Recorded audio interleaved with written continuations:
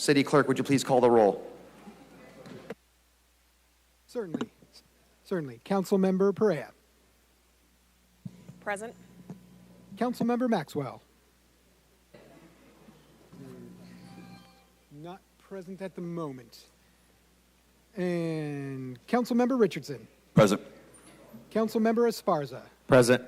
Vice President Arias. Presente. And Council President Carbasi. Present. And Councilmember Maxwell just walked in. We have a quorum.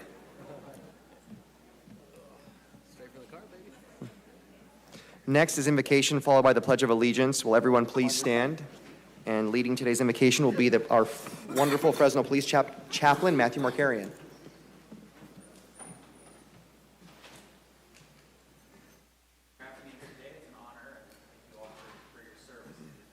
In prayer.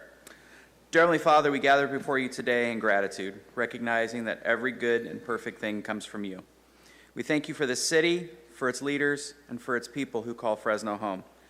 Lord, we pray for the members of this council today who serve so diligently in their leadership roles. Grant them the discernment to see beyond the immediate, the courage to stand for what's right, and the compassion to always consider the needs of the people they serve. Let their words be seasoned in wisdom, and their actions reflect justice, fairness, and integrity. May this chamber be a place of productivity, discussion, healthy debate, and unity of purpose as they work together for the good of our city. We lift up our citizens, each individual, family, and neighborhood that makes us such a diverse and vibrant community. May decisions here today promote prosperity and opportunity for everyone. We ask for your blessings for our first responders, our police officers, our firefighters, and our emergency personnel who put themselves in harm's way to protect us and serve us every single day. Strengthen them in times of trial and grant them peace in times of uncertainty. Father, we pray for unity in our city. Let the decisions be made here today reflect not just agendas, but a desire to serve and uplift and build a brighter future. And above all, we ask that everything done here today be in your will. And I pray that in your powerful and precious name. Amen. Amen. Thank you. Vice President Arias, would you lead us in the Pledge of Allegiance? I pledge allegiance to the flag of the United States of America and to the republic for which it stands, one nation, under God, indivisible, with liberty and justice for all. Thank you very much. City Clerk, we're going to move on to approving the agenda. Are there any changes or items that are removed from the agenda? Yes, I do have a few changes to the agenda, but real quick, I'd like to have our interpreters just announce the services they can offer for our audience. Hello, good morning, everyone. My name is Jael, and my colleague Jasmine is towards the back of the auditorium today. We are from Focus Interpreting. We'll be your in-house Spanish interpreters. We have headsets available for anyone who may be in need of our services, and we're more than happy to help. Muy buenos días a todos. Me llamo Jael, y mi colega Jasmine está al fondo de la sala, y si ustedes buscan interpretación en español, por favor pueden buscarnos a la parte posterior de la sala. Somos de Focus Interpreting y seremos sus intérpretes de español el día de hoy. Muchas gracias. Thank you very much. And we also have Spanish, Hmong, and Punjabi translation available online. And as for changes to the agenda, first we have some announcements and corrections. Consent calendar item 2W. That is file ID 25-111 regarding the approval of a service agreement between the City of Fresno Fax Department and the County of Fresno. The signatory lines need to be updated. For the Fresno County, it incorrectly lists Nathan Magzig.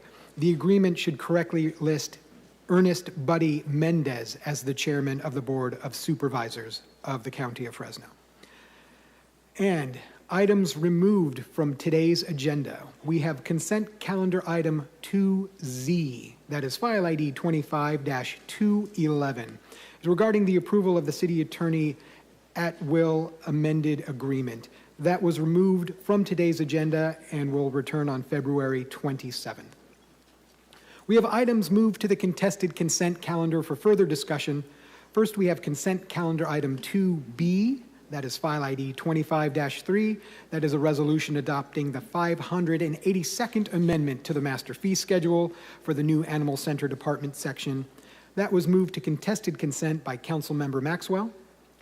We have consent calendar item 2K, that is ID 25-196. That is the 586th resolution to the master fee schedule to revise the swimming, instruction, and field renovation fees. That was moved to the contested consent by Councilmember Richardson. We have consent calendar item 2R, that is file ID 25-88, regarding the modifications to lawn to garden rebate program. That item was moved to the contested consent calendar by Vice President Arias. Then we have consent calendar item 2S, that is file ID 25-163. That is the resolution amending the implementing policies for the citywide regional street and new growth major street impact fees. That was moved to contested consent for further discussion by Vice President Arias. And then we have consent calendar item 2Y. That is file ID 25-198. That is the bill adding Chapter 10 of Article 27 to the municipal. Member Richardson? None. Councilmember Esparza? No. Vice President Arias? No further changes. Okay. Is there a motion to approve the agenda as amended? So move. Okay, moved by Council Vice President, seconded by Councilmember Maxwell. Any opposition? Motion passes 6-0. So we're going to move on next to ceremonial presentations. At the request of the administration, we will be taking a break at 9:30, but I'll announce that at the appropriate time. We are going to start with our very first presentation, which is a proclamation for Black History Month, and the sponsors are Councilmember Esparza and myself.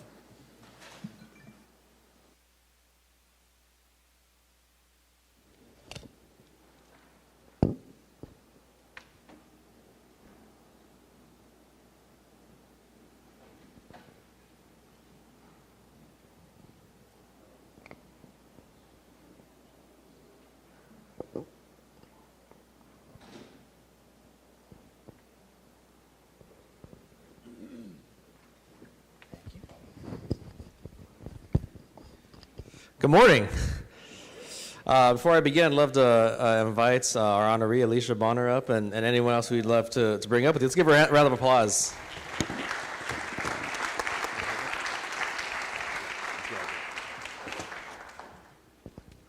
Come on down, come on down. Just you today, just you today. All right. I know you got lots of supporters and folks and who we invited as well here in the audience. But it really is a pleasure to stand with you here today as we officially recognize Black History Month here in the city of Fresno. And, you know, every year, it's an opportunity for us to reflect on the invaluable contributions that African Americans have made throughout history and specifically really within our city. And it's a time to honor our legacy and continue working towards a more just and equitable future. And so we every year it's always a difficult task to figure out who we're going to, which person or individual or organization that we're going to honor and present the proclamation to for Black History Month. But this year's national theme for Black History Month happens to be African Americans and labor. And so when I heard that, that really helped in my mind to kind of zoom in and kind of narrow it down. The theme really highlights the essential role African Americans have played in labor movements, fighting for fair wages, for better working conditions, and for workplace equality. And so from early pioneers to today, African Americans have been at the forefront of advocating for workers' rights and driving the push for social justice. And ultimately, our leadership in these movements has left a lasting impact on both labor and civil rights here within our country. And so today, we have the privilege of honoring Alicia Bonner, a local labor leader and community advocate whose work I felt really represents this year's national theme. Alicia has been with SEIU 521, a member of SEIU 521 for a very long time. And I thought it was poetic that Alicia also happens to, outside of her labor hat, lead the Fresno NAACP chapter as well. Let's give her a round of applause.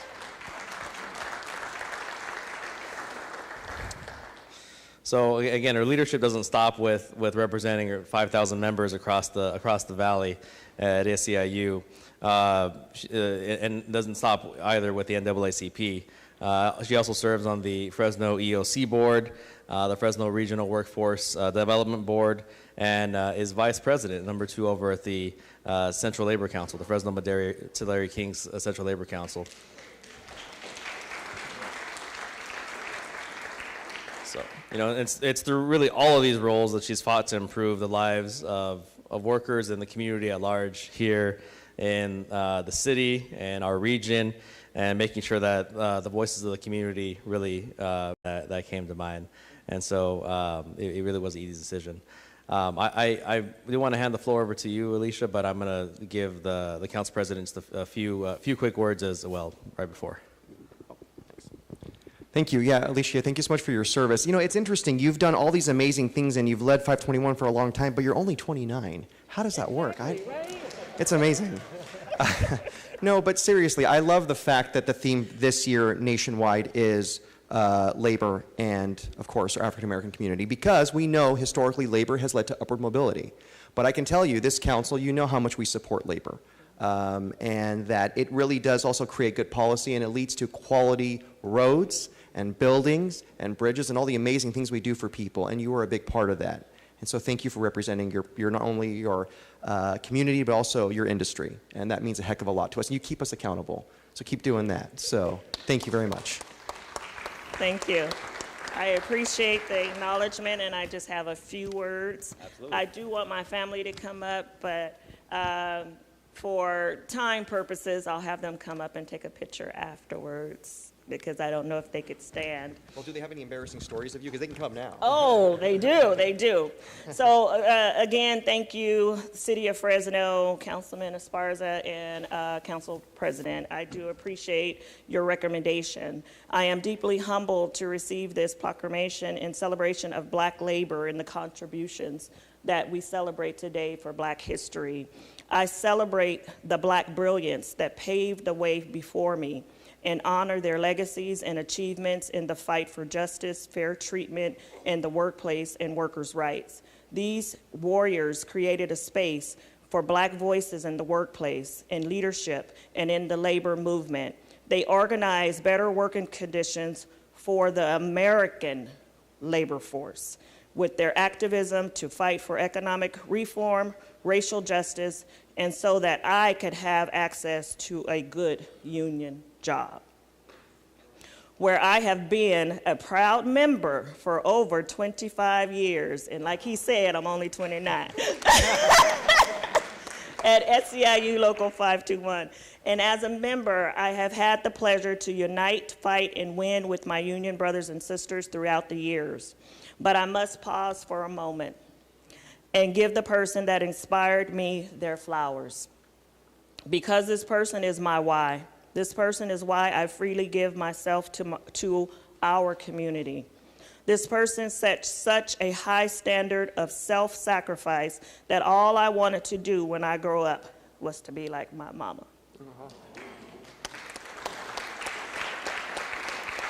She was the mother of 4 children, and somehow she opened her heart in her home to raise my cousins and countless God siblings. Like, she has a world of God children. But she did it, and she's only stands under 5 foot. I don't know how she did it. But she worked 3 jobs to make ends meet, and then at night she came home and used the work of her hands and the talents that God gave her. She made crafts to sell so that we were at every sports event possible. We did not know we were poor, but she made a way out of no way. And I honor you and thank you, Gwendolyn Wilson.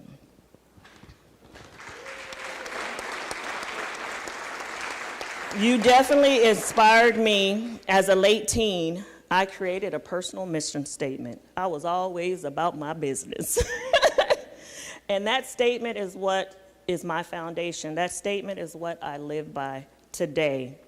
So when I faced hurdles in my life, I pull out my mission statement to encourage myself to stay in the fight. I don't have time to read my entire mission statement, but I would like to share one line. I tell myself, Alicia, to always give 100% and to do what it takes to make positive changes to improve your life and the lives of others. That is my resolve. That is my resilience to stand. So if I can take this one privilege and this one moment to encourage my community whom I love, I would have to say this: we have survived. The devices and tactics didn't never stop us. We have survived and rose up. It didn't stop us. Chattel slavery didn't stop us. Jim Crow laws didn't stop us. Racial massacres against us didn't stop us. Redlining didn't stop us. Domestic terrorism didn't define us. We rose. And mass incarceration and the separation of our family will not stop us. It will not keep us from being a family. So don't let this time cause fear in your heart. This is our time. Just like throughout the history of our country and the world, we can and we will stand up and unite. The contributions of Black people, Black workers, Black innovators, Black creators, Black union leaders is undeniable in this country. We built this country with our blood, sweat, and tears. So I celebrate Black history because it is American history. Black history is what? Black history is what? Let's stand, unite, and fight and win.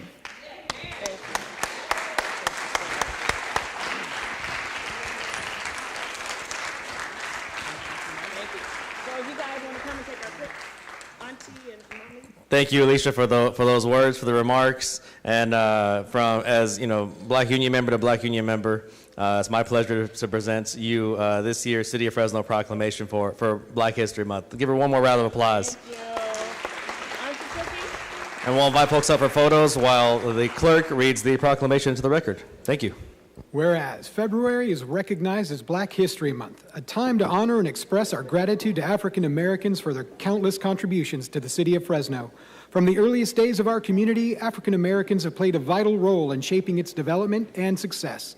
Highlighting Black history today is crucial not only for understanding who we are, but also for strengthening our community as a whole. And whereas we celebrate those who broke barriers and helped shape our world, as well as those who continue to challenge the injustices that persist, we thank these individuals for leading our country toward a more just and equitable future. While the fight for equality is far from over, we acknowledge the progress made by African American community and express our profound gratitude for their ongoing efforts to light the way toward social equity. Whereas the 2025 theme of Black History Month, African Americans in Labor, explores the contributions that African Americans have had to our various industries, their fight against workplace discrimination, and their crucial role in labor movements, all while recognizing the wide range of experiences within the Black community. And whereas today, our city honors leaders like Alicia Bonner, a dedicated labor leader and community advocate from Fresno, California. Through her work with SEIU 521, she represents over 5,000 members across the Central Valley and advocates for fair wages, workplace equity, and community development. And whereas Alicia actively contributes to the betterment of the region through her roles on the Board of Commissioners for the Fresno Economic Opportunities Commission, as a joint labor appointee in the Fresno Regional Workforce Development Board, and as Vice President of the Fresno Madera Tulare King Central Labor Council, consistently working to improve the lives of workers and their families in the Central Valley. And whereas the City of Fresno is proud to celebrate Black history today and every day, we thank Black-led organizations and leaders for their countless contributions to our neighborhoods, cities, and nation. Now, therefore, be it resolved that we, Councilmember Nelson Esparza, Council President Mike Carbasi, Mayor Jerry P. Dyer, and the Fresno City Council do hereby proclaim the month of February 2025 as Black History Month in the City of Fresno.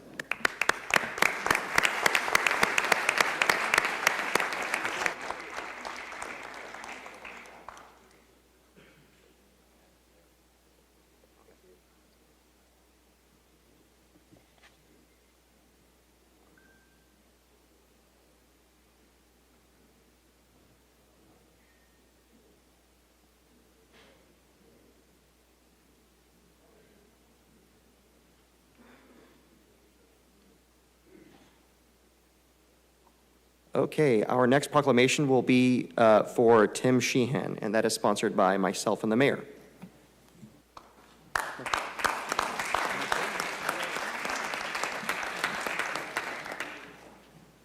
Tim, I would be down there, but I'm a little under the weather, so I don't want to get you all sick. Although if it was just the mayor, I would definitely be there. Biological warfare. I don't want you to get me sick either, Councilman. Okay. All right, it is our honor today as the city of Fresno. The entire council, quite frankly, even though Council President Carbasi and I are co-sponsoring this, but Tim Sheehan is somebody who is, quite frankly, an icon in the city of Fresno. He has been around for decades now, working for the Fresno Bee. And I'll say this about him because I've had the privilege of dealing with him during most of the time, if not all the time, that he's been with the Fresno Bee. And I don't say this about every reporter, but I can say this about Tim Sheehan. He is somebody I trust and have throughout my career. He is credible. When he does a story, he's well-researched, he's unbiased, he's extremely fair.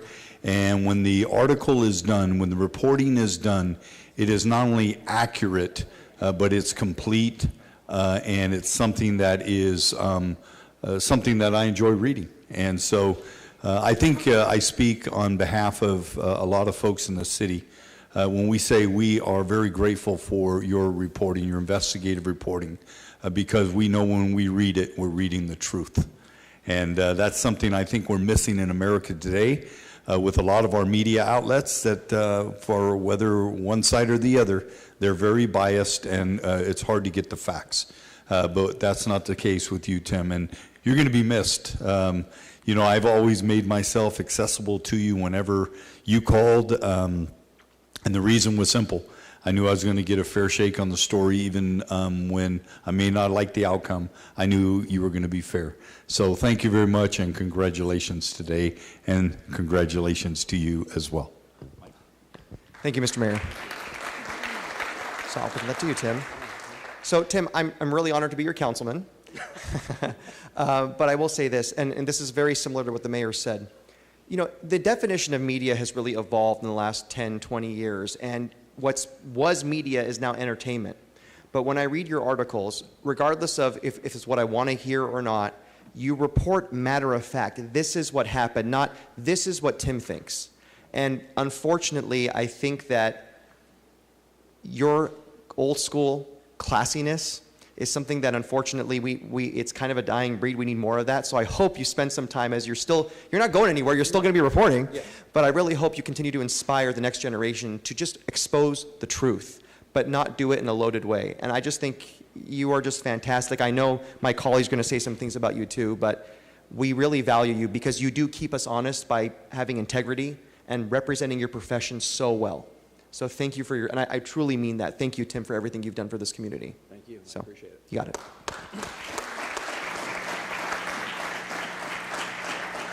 If I may, Council President, I just want to say something very short to Mr. Sheehan. I've always found you to be factual, honest, and critical, and that is desperately needed for public agencies like ours, and I really appreciate your work over this time, and I am expecting that you will be the same way as you move on to your next endeavor. So appreciate your tenure and your time and your commitment, especially to being critical of us as a public agency and keeping us all honest for the public. Thank you. This is your time, Tim. Oh, boy. Sure, thank you. Well, thank you all very much. Mayor, council member, council president, council members, I appreciate it. Yeah, I've been doing journalism for almost 40 years here in the Central Valley, first in Selma, then up here in Fresno for the last 27 years. And it's been a great ride. I've had an opportunity to do lots of cool stuff, meet a lot of really neat people, report on a lot of critical issues. My wife will be glad that my new job doesn't require me, as when we were in Selma, to have the police scanner on in the middle of the night and dash out to a fire or a police incident. So she's very pleased that my job doesn't include any of that. I appreciate what you both said about integrity in reporting. Because I think you're right, it is sort of dying off. It is becoming entertainment. But journalism is needed now more than ever. We shine a light on the good things that are happening. We shine a light on the not so good things that are happening. We shine a light on interesting people. And all of that has been what has made this job so much fun for almost 40 years. And moving on to the next chapter over the next couple of years with a new nonprofit newsroom is going to be an interesting challenge. It's going to be a change, but it's going to be, I think, a lot of fun. So I appreciate it. Thank you all very much. Thank you, Tim. Thank you. Whereas Tim Sheehan is a lifelong resident of the San Joaquin Valley, growing up in Madera and graduating from Madera High School. He later graduated from Fresno City College with an Associate of Arts degree in Liberal Arts and from California State University, Fresno with a Bachelor of Arts degree in journalism. After almost 30 years out of school, Tim returned to the classroom in 2011 and graduated from Fresno Pacific University in 2013 with a Master of Arts degree in Leadership Studies. And whereas Tim's full-time journalism career began in 1986 as the editor of a small weekly newspaper in the Carruthers, Easton, Riverdale area before joining the Selma Enterprise and Kingsburg Recorder newspapers in 1988. First as a reporter and becoming the editor in 1991. Tim joined the Fresno Bee in Fresno, 1998, as editor of the weekly Neighbors newspaper section and served as the editor of the Bee's South Valley Bureau in Visalia from 2001 to 2003. He returned to reporting in 2003 and over the past 22 years has covered business, high-speed rail, and a range of other issues and beats including data reporting, local government, and the Fresno City Council. And whereas, over the course of his career, Tim's work has been recognized with numerous state and national journalism awards for coverage of breaking and enterprising news, features, sports, technology, environmental issues, and local government, editorial writing, page design, and news and sports photography. His coverage of California's high-speed rail program since 2010 included a 2011 reporting trip to Spain to produce a series of stories and accompanying video about the country's bullet train system, and has also been recognized with state journalism awards. And whereas, since 2017, Tim has also been an adjunct instructor with the State Center Community College District, teaching introductory journalism classes at Fresno City College and Clovis Community College, and upper division journalism and media classes at Fresno Pacific University. Whereas, Tim has been a journalist in the central San Joaquin Valley for almost 40 years, and after 27 years with the Fresno Bee, starting in late February 2025, he will continue his journalism career by joining the nonprofit Central Valley Journalism Collaborative as the organization's first health reporting fellow.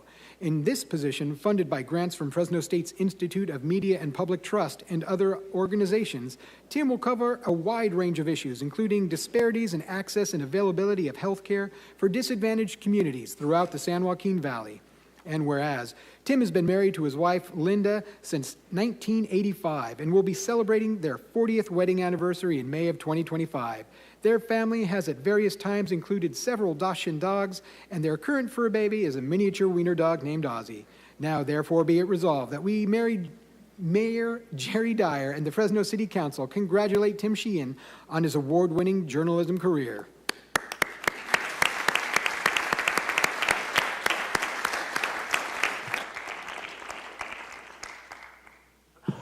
Tim, I just want to say I'm going to miss your Rolling Stones ringtones going off in the middle of our council meetings. Wish you the best of luck. Okay, so at this time, council, we are going to take a recess until 10 a.m. where we will come back and hear the proclamation for Teen Dating Violence Awareness Month, which is sponsored by Council Member Maxwell. Thank you.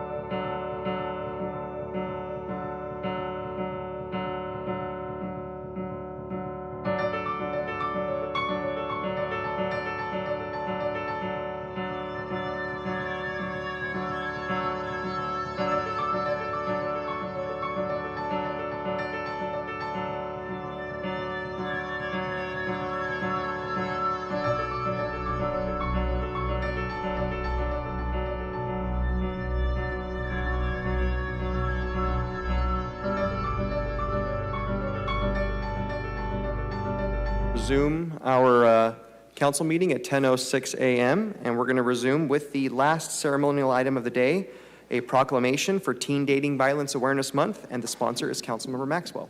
If I could get all my Marjorie Mason friends to join me up here at the front.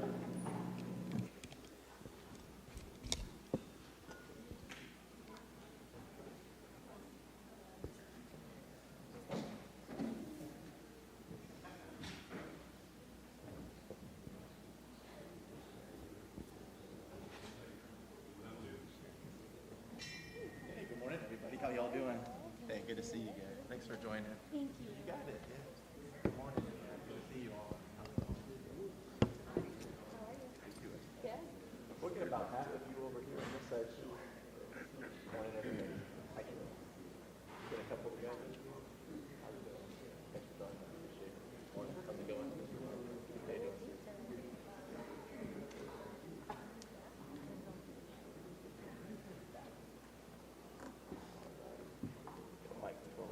this one. Well, good morning, everybody, and thank you all for taking the time to join us this morning. Some of you may know before I went into politics, I worked for Fresno County as a victim advocate. I worked very closely with victims of domestic violence, and in my time in that office, one of my big takeaways was that domestic violence doesn't discriminate. We know domestic violence happens to folks regardless of income, happens to folks regardless of what zip code they live in, and it happens to both men and women. And I think something that's also really important to remember is that domestic violence and teen dating violence also happens to our youth on a pretty regular basis. In fact, 1 in 3 teenagers is subject to teen violence or domestic violence in a relationship. That's not just in Fresno County, that's across the entire United States. And that's pretty staggering. 1 in 3 teenagers will experience violence in a relationship or domestic violence. We know that when teenagers undergo domestic violence or are victims of violence in a relationship, it often trickles into other parts of their life. Teenagers that are victims of domestic violence also have issues dropping out of school, with truancy, teen pregnancy, drug abuse, and even suicide rates go up for teenagers who are victims of domestic violence. So it's very serious, and luckily the folks at Marjorie Mason Center have made this a staple of what they do and made it a huge priority for them. They created the No More Youth Teen Dating Violence Awareness Program. And it's a really critical program where they send youth to interact with other youth across campuses throughout Fresno County. A peer of theirs, somebody that they could talk to and confide in about these issues. And the youth that are part of this program, they spread awareness. You know, what is domestic violence? What do the signs look like? Sometimes it's physical, sometimes it's not physical. Signs to look out for, but more importantly, resources available if you are a victim of domestic violence. So far, the Marjorie Mason Center is in 7 school districts across Fresno County. They serve over 50 junior highs and high schools across Fresno County and interact with thousands and thousands of teens across our county, educating them on the dangers of domestic violence and resources available to them. This is such a critical program. Obviously, they work very closely with our Fresno Police Department to raise awareness and get youth the help that they need. And so I hand it over to Marjorie Mason Center to talk a little bit about why we're wearing orange today and a little bit more about the No More Youth program. You're first. There you go. Thank you so much. Thank you, Council, for honoring Teen Dating Violence Awareness Month. I am so grateful to be here with all of our community partners, some of our community partners. I have the privilege of overseeing the No More program, and that is ran through the school districts. We have opportunity to educate students about healthy relationships and what a healthy relationship looks like, because we realize they may not grow up in homes that demonstrate healthy relationships. So we can go in, and Kiara is one of our prevention education specialists, and we educate the students, going over different topics and allowing them to learn what healthy and unhealthy looks like. Just since our data dashboard has been released in 2023, we have close to a little over 500 calls with just Fresno PD to victims under the age of 18. And so that may shock some of you, but as Councilmember Maxwell said, 1 in 3 teens experience some form of domestic violence in their life. And so we hope to I say work myself out of a job, to hopefully educate individuals so they do not experience teen dating violence and they won't experience domestic violence in the future. And that couldn't be possible without our community partners. Fresno Unified is here. They have helped implement the program in both middle schools and high schools across the district. And we've seen great success from that, and so we appreciate them. And also Fresno PD, we have our DV unit, the SROs. We are so thankful for that partnership, because without them, we wouldn't be referred to these clients, and then we wouldn't possibly make an impact on the crisis side as well. So thank you. Thank you to our community partners, and please wear orange and spread awareness, because everyone deserves a healthy relationship. Anybody else want to say a few words? Somebody from the police department or Fresno Unified want to say a couple words? If not, I'll just close it out by, again, thanking all the people up here with me. I think you put it very well. This is not a proclamation we like doing, but it's one that's really important that we do. You know, in my line of work that I did before this, it wasn't uncommon that you'd go to a domestic violence call, and then a few weeks or a few months later, you go to another DV call for a daughter of the individual who had already been victimized. And so this definitely is something that is cyclical, something that needs to be broken up. And I just want to thank you guys for the tremendous work that you do each and every single day. And so with that, City Clerk, would you read the proclamation into the record for us? Of course. Whereas the Marjorie Mason Center serves over 8,000 adults and children each year and has consistently demonstrated an unwavering commitment as a vital partner in Fresno County. They provide a safe and empowering space for survivors of abuse to overcome adversity and rebuild their lives. And whereas the center has continually advocated for the safety of teens impacted by dating violence, a serious issue which affects 1 in 3 teens in the United States. Every February, a dedicated observance is held to recognize victims of teen dating violence, offering essential support and safety for those affected.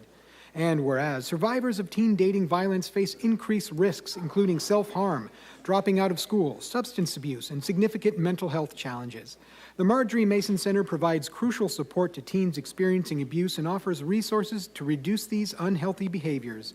And whereas, in collaboration with community organizations, law enforcement, and healthcare providers, the center creates a comprehensive support system that ensures survivors of all ages have access to critical services and resources to foster resilience and long-term recovery. And whereas the Marjorie Mason Center has been a champion in decreasing dating violence through its educational programs, awareness campaigns, and prevention strategies for parents and educators to recognize, respond to, and prevent abusive relationships. Through their No More program in Fresno, they have been a valuable partner in equipping our youth with the tools and knowledge to recognize healthy and unhealthy relationships, future supporting efforts to prevent teen dating violence.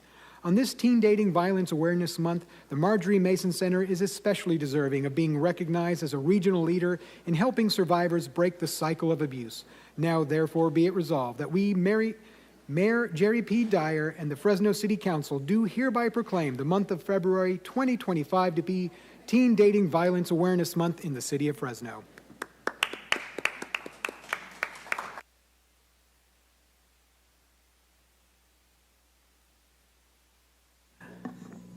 Thank you, City Clerk. I'm officially in charge, Mayor, so let's be careful here. Let's move on to the next section of the agenda. Will be council member reports. I'm going to start from my left. City Manager, you're up.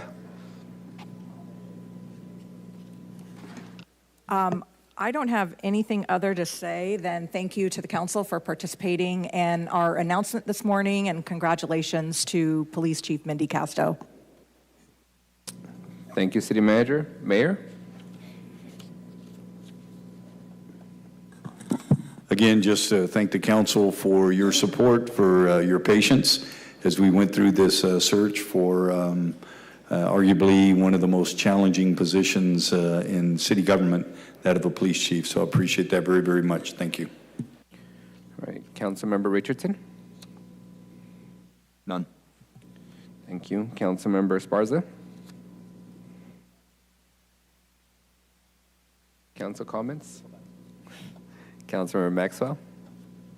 Thank you, Council Vice President. Just a couple of quick updates. I want to thank some of our community partners. Some of these names you're probably familiar with. Lennar Homes, Beyond the Barracks, Operation Finally Home. About 6 or 7 months ago, we did a groundbreaking in the east part of my district. These organizations do this every year for a veteran, usually one that has sustained injuries while overseas. And that's what we did for Sergeant Tom Shack. Him and his family were surprised about 6 months ago when they were invited to do a groundbreaking for a brand new home for them. A couple weeks ago, we were able to do the ribbon cutting, and it was seriously one of the most beautiful homes I'd ever seen. Sergeant Tom Shack and his wife, Esmeralda, they have 3 little kids, and were welcomed to a beautiful home. Sergeant Tom Shack had multiple injuries while overseas.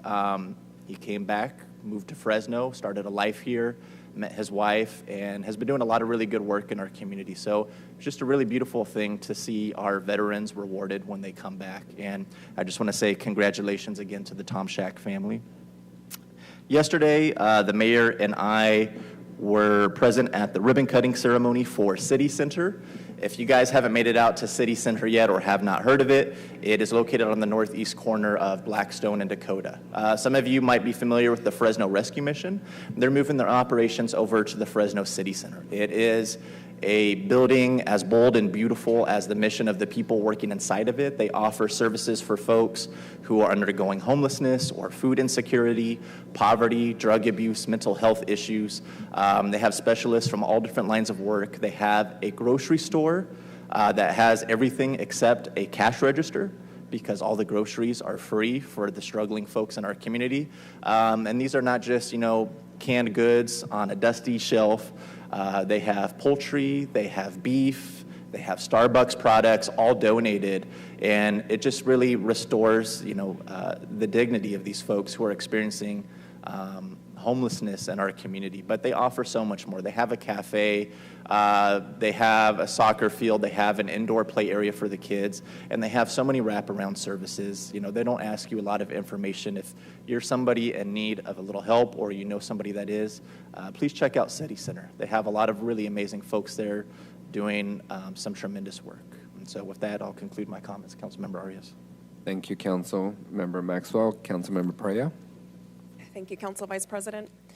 I want to start by acknowledging that we did have our first Suites for Seniors event. This was at our Westlake Mobile Home Park. We had a chance to share treats and give updates on some of our incentives that we have for seniors who are on fixed incomes. We also were able to play some bingo, and so I was able to work on my bingo calling skills. And then a special thank you to Mary with Neighborhood Watch. We held our latest Neighborhood Watch meeting at Quigley Park. So I just want to thank all the residents who had a chance to meet us out there and share some of their public safety concerns with us. Congratulations to Fresno Beer Runners Group. One of my staff members, Joe, was one of the original founders of the running group. And so if you are interested in running, council colleagues, there is it's of all skill level, so no intimidation here. They run every Tuesday evening and Saturday morning, so please check them out, Fresno Beer Runners. And lastly, just want to congratulate our 24th police chief in the city of Fresno, Chief Mindy Casto. Thank you, Council President. Thank you, Council President. Councilmember Perea. Councilmember Esparza. Thank you, Council Vice President.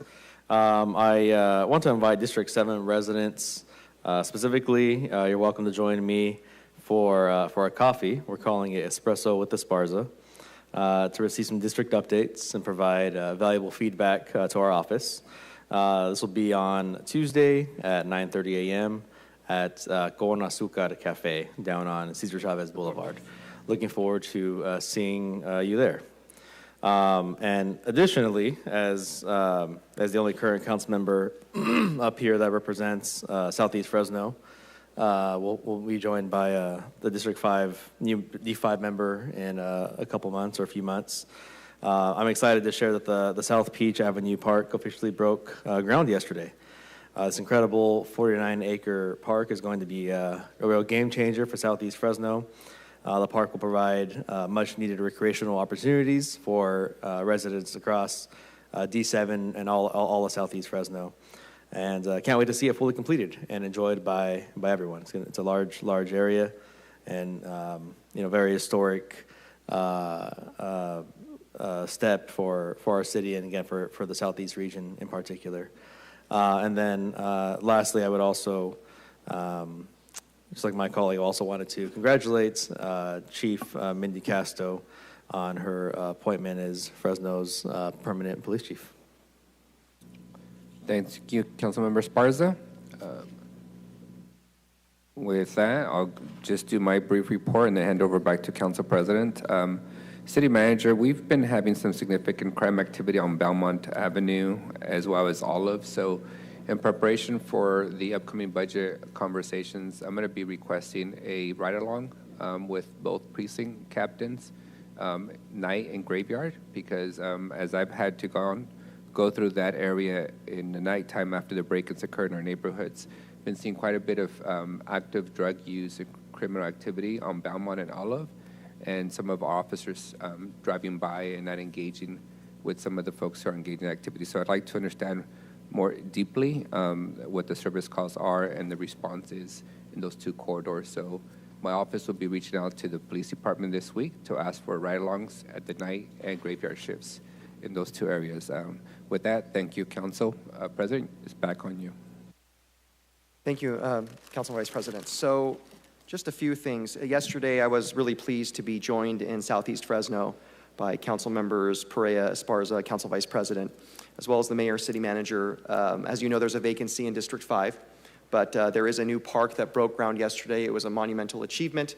It's really going to serve the needs of so many different communities and different types of sports and activities. And I just want to really thank Brenda Rapata and District 5 staff that are continuing to service the constituent needs in that area. Even though there's no council member at this time, the work goes on, and big thank you to District 5 staff. Also, I do want to talk about the elephant in the room. City Manager, great job this morning. This is a wonderful thing. I think you guys went through a long process and came to the natural conclusion, and I think we have a lot to be proud of that someone internal through the department through the years was able to emerge as the cream of the crop nationally. And I really applaud you and the mayor for this process. So just my hat's off to you. I also want to do something different. I want to take a moment every now and then to really highlight some of the work my colleagues have been doing.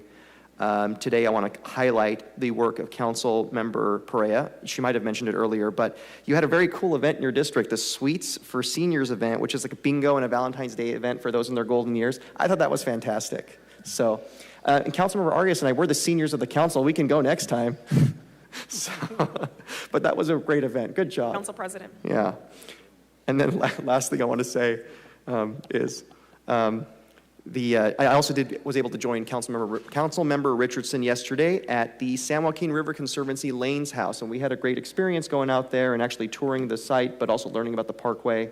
And there's a lot of properties in my district and Councilmember's district, and our goal is, of course, River West and to open up the Eaton Trail and have more activities. I want to really thank staff out there, Executive Officer Carrie Daniska, and I want to thank Rebecca Rouse, who really gets things moving at the Conservancy. You guys are just fantastic, and Ashley as well. So thank you all for what you do, and that is my report. And next we're going to move on to Mayor Manager reports and comments. I believe we'll start with the City Manager. Oh, you did already? Oh, thank you, Council Vice President. Okay, lots of progress. So let's move on to the next item. So we do have, under scheduled hearings and matters, we have a 10 a.m. appearance by Mr. Carlos Rodriguez Jr., notice of lien water bill, and he's a county resident. Sir, feel free to come right up.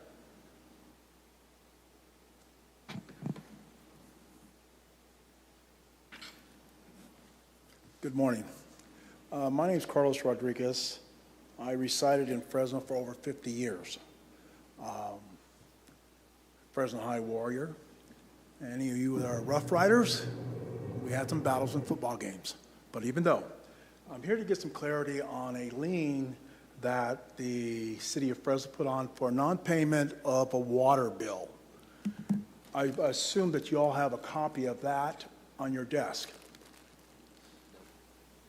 Ma'am? Did they get a copy? It's in the agenda. It's in the packet. You can continue. We have it in our packet. You can continue, sir. Okay.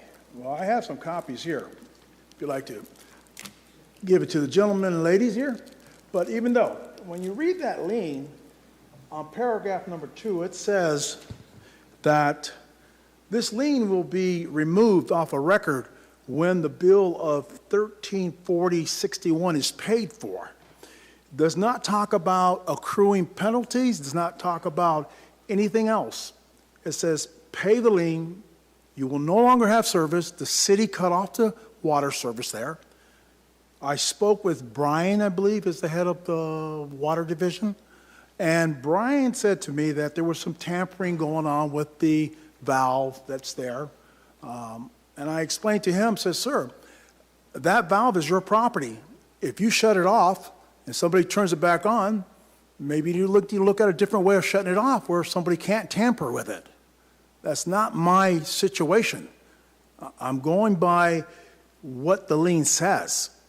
And he said, well, Mr. Rodriguez, I'll go ahead and give you a discount of $391 because our system software continue to add penalties for month after month after year because the computer did not know that there was a lien. The software, nobody took it off. But the majority of the penalties on here, the difference is approximately $622.27, which is also penalties that continue to accrue. And my concern is, can somebody give me clarification? Because I have made multiple calls to City Hall, I have came down here, and the only way I could come and get some clarification is to come in front of all of you of what this paper says. Can somebody help me? Anybody want to volunteer? We do appreciate your comments. We will have our attorneys review it.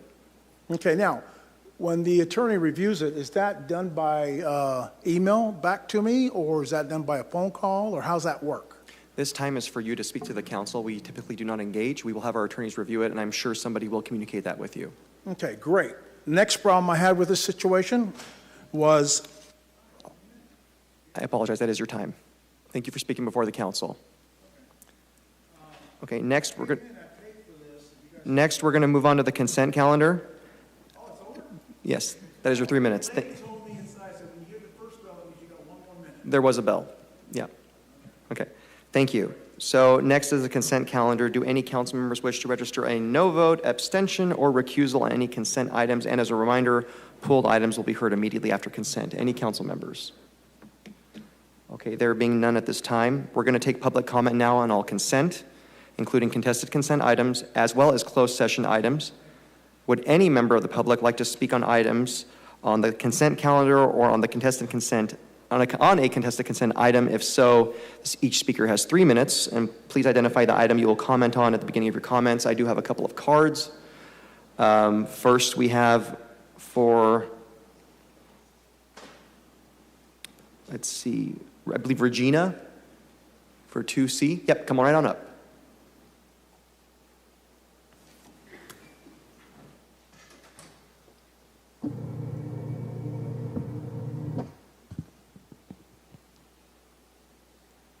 Good morning, everybody.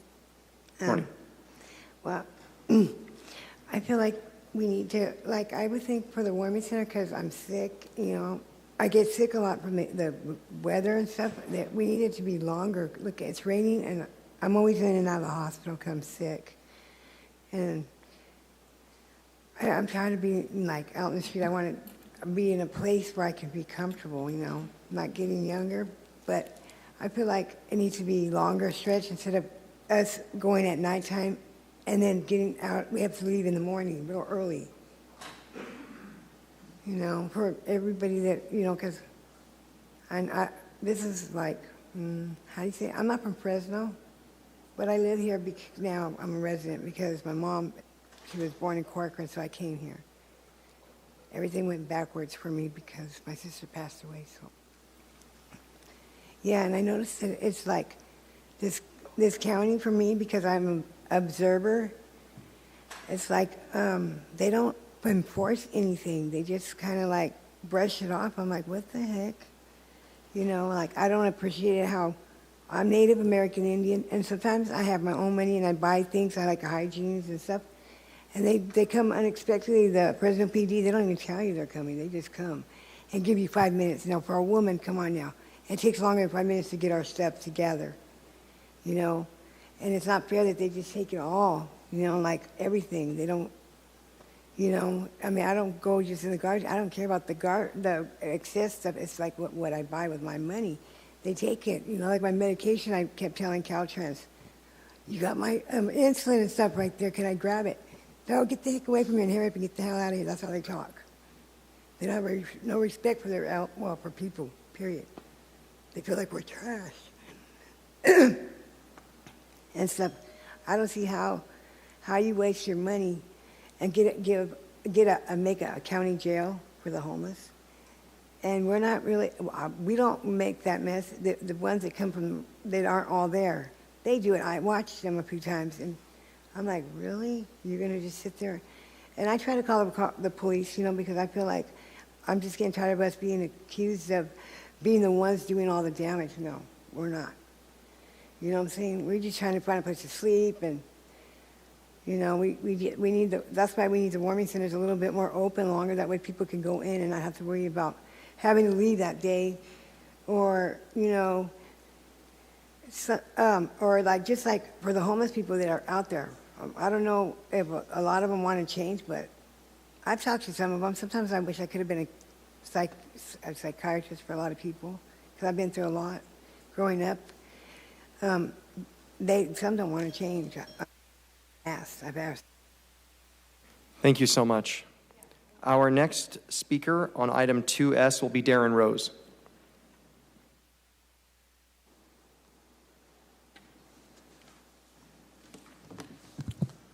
Morning, Council. Morning, City Manager, and the rest of you. Good opportunity to be here. I'm Darren Rose with the Building Industry Association of Fresno Madera Counties. Well, thank you, sir. I'm here to speak on the item just noted.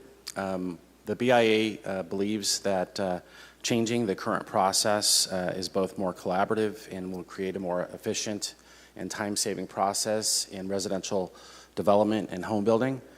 And we hope that you support this item, because getting folks into their homes is just a better and faster process, and getting them paying property taxes, which will help your budget. So, on to the consent calendar. So move. Moved by Council Vice President, seconded by Councilmember Perea. Any opposition? The consent calendar passes 6-0. All right, moving on. We're going to move on to contested consent at this time.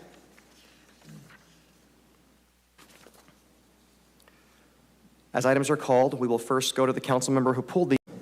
Thank you, Council President. Good morning, Director. Good morning. I called you up here just because I wanted to call you Director.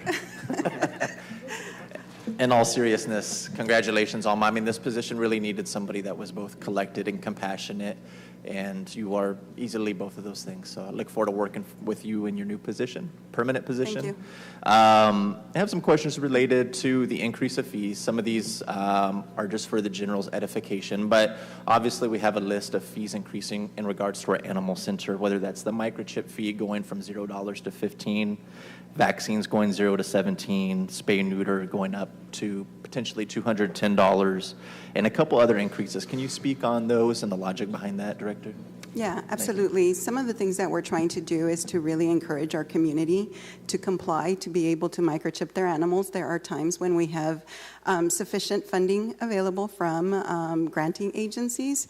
At other times, it would have to be paid through general fund dollars, but we are open to subsidizing when needed. So many of the prices there are just what the actual cost might be. However, if you note, there are sub-notes down there that allow the city manager or their designee to waive fees and or to reduce fees when necessary to limit the amount of animals that are at the center or when it's a public benefit.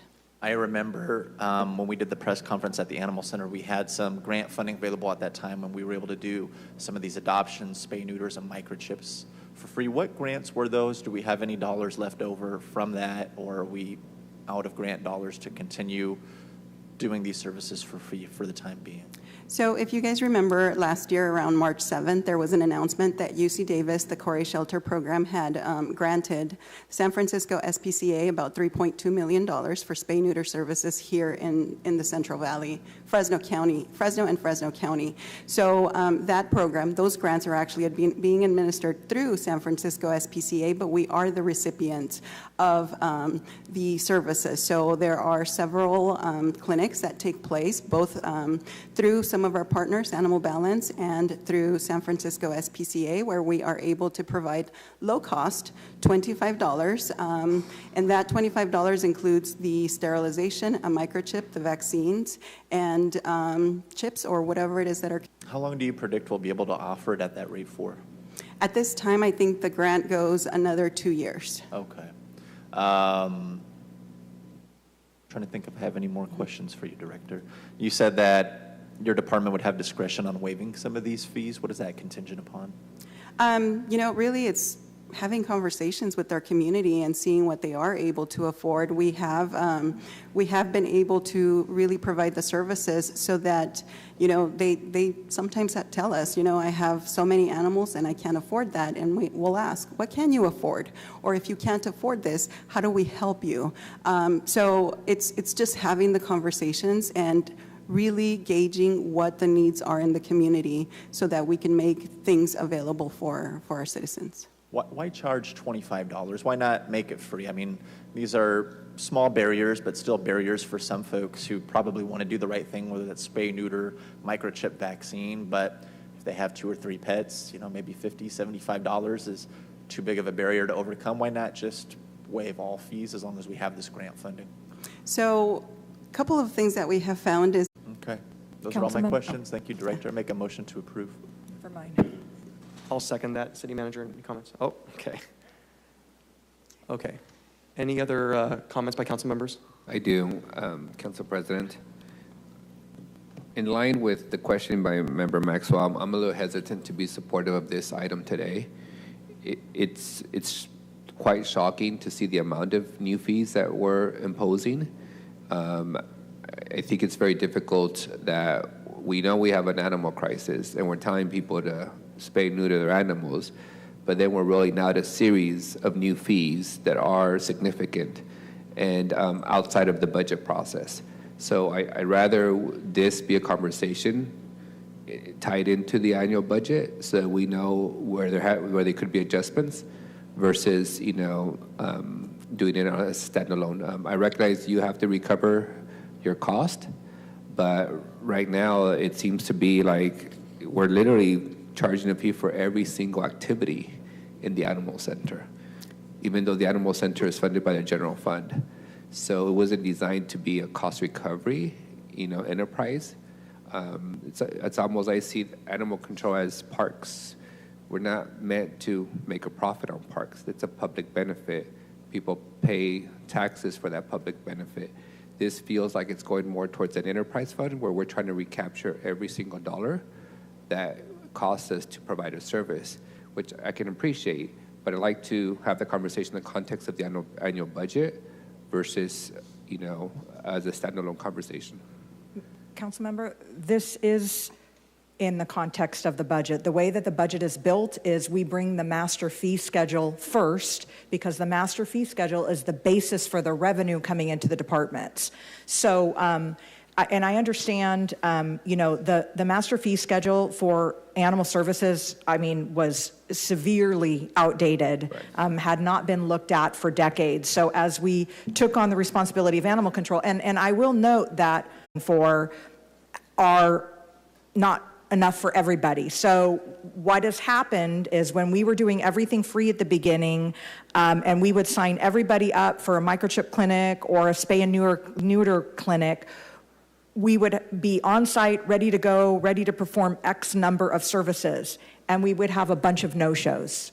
And so I think we're looking at the Hope Animal Center model, which has been very great. So what about for the adoptions, City Manager? I see a range, and also is that not counterintuitive to helping us cycle responsibly through the animals that we have in the shelter by? To Maxwell's point, based on these fee structures, it will cost nearly $300 to adopt a pet.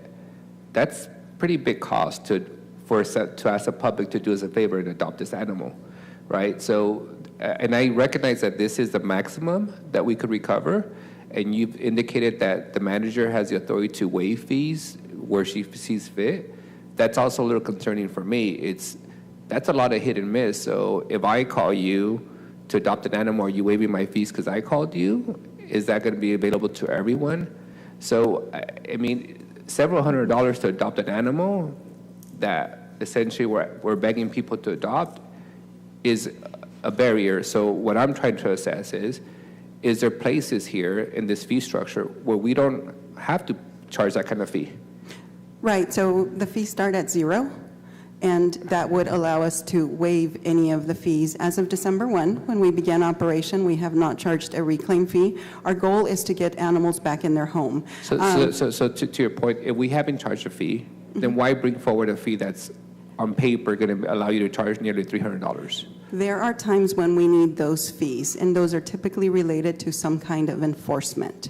So some examples could be where we need to bill somebody for a matter that might need to be, I guess it's a legal matter, so that this allows us the ability.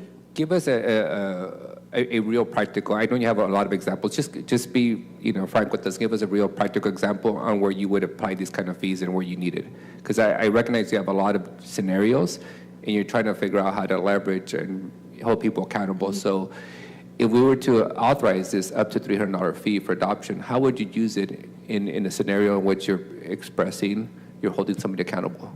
Okay, so at this time, once again, we have not collected any fees. Part of this was also being able to market the animals. So when you have a 0 fee, people just don't, there's no urgency, right? Because it's always going to be 0. We're not looking at putting an adoption fee of $300. We're looking at maybe we can do a $5 Fridays. Maybe we can do a $10 Tuesday, something, that's reasonable and that generates marketability.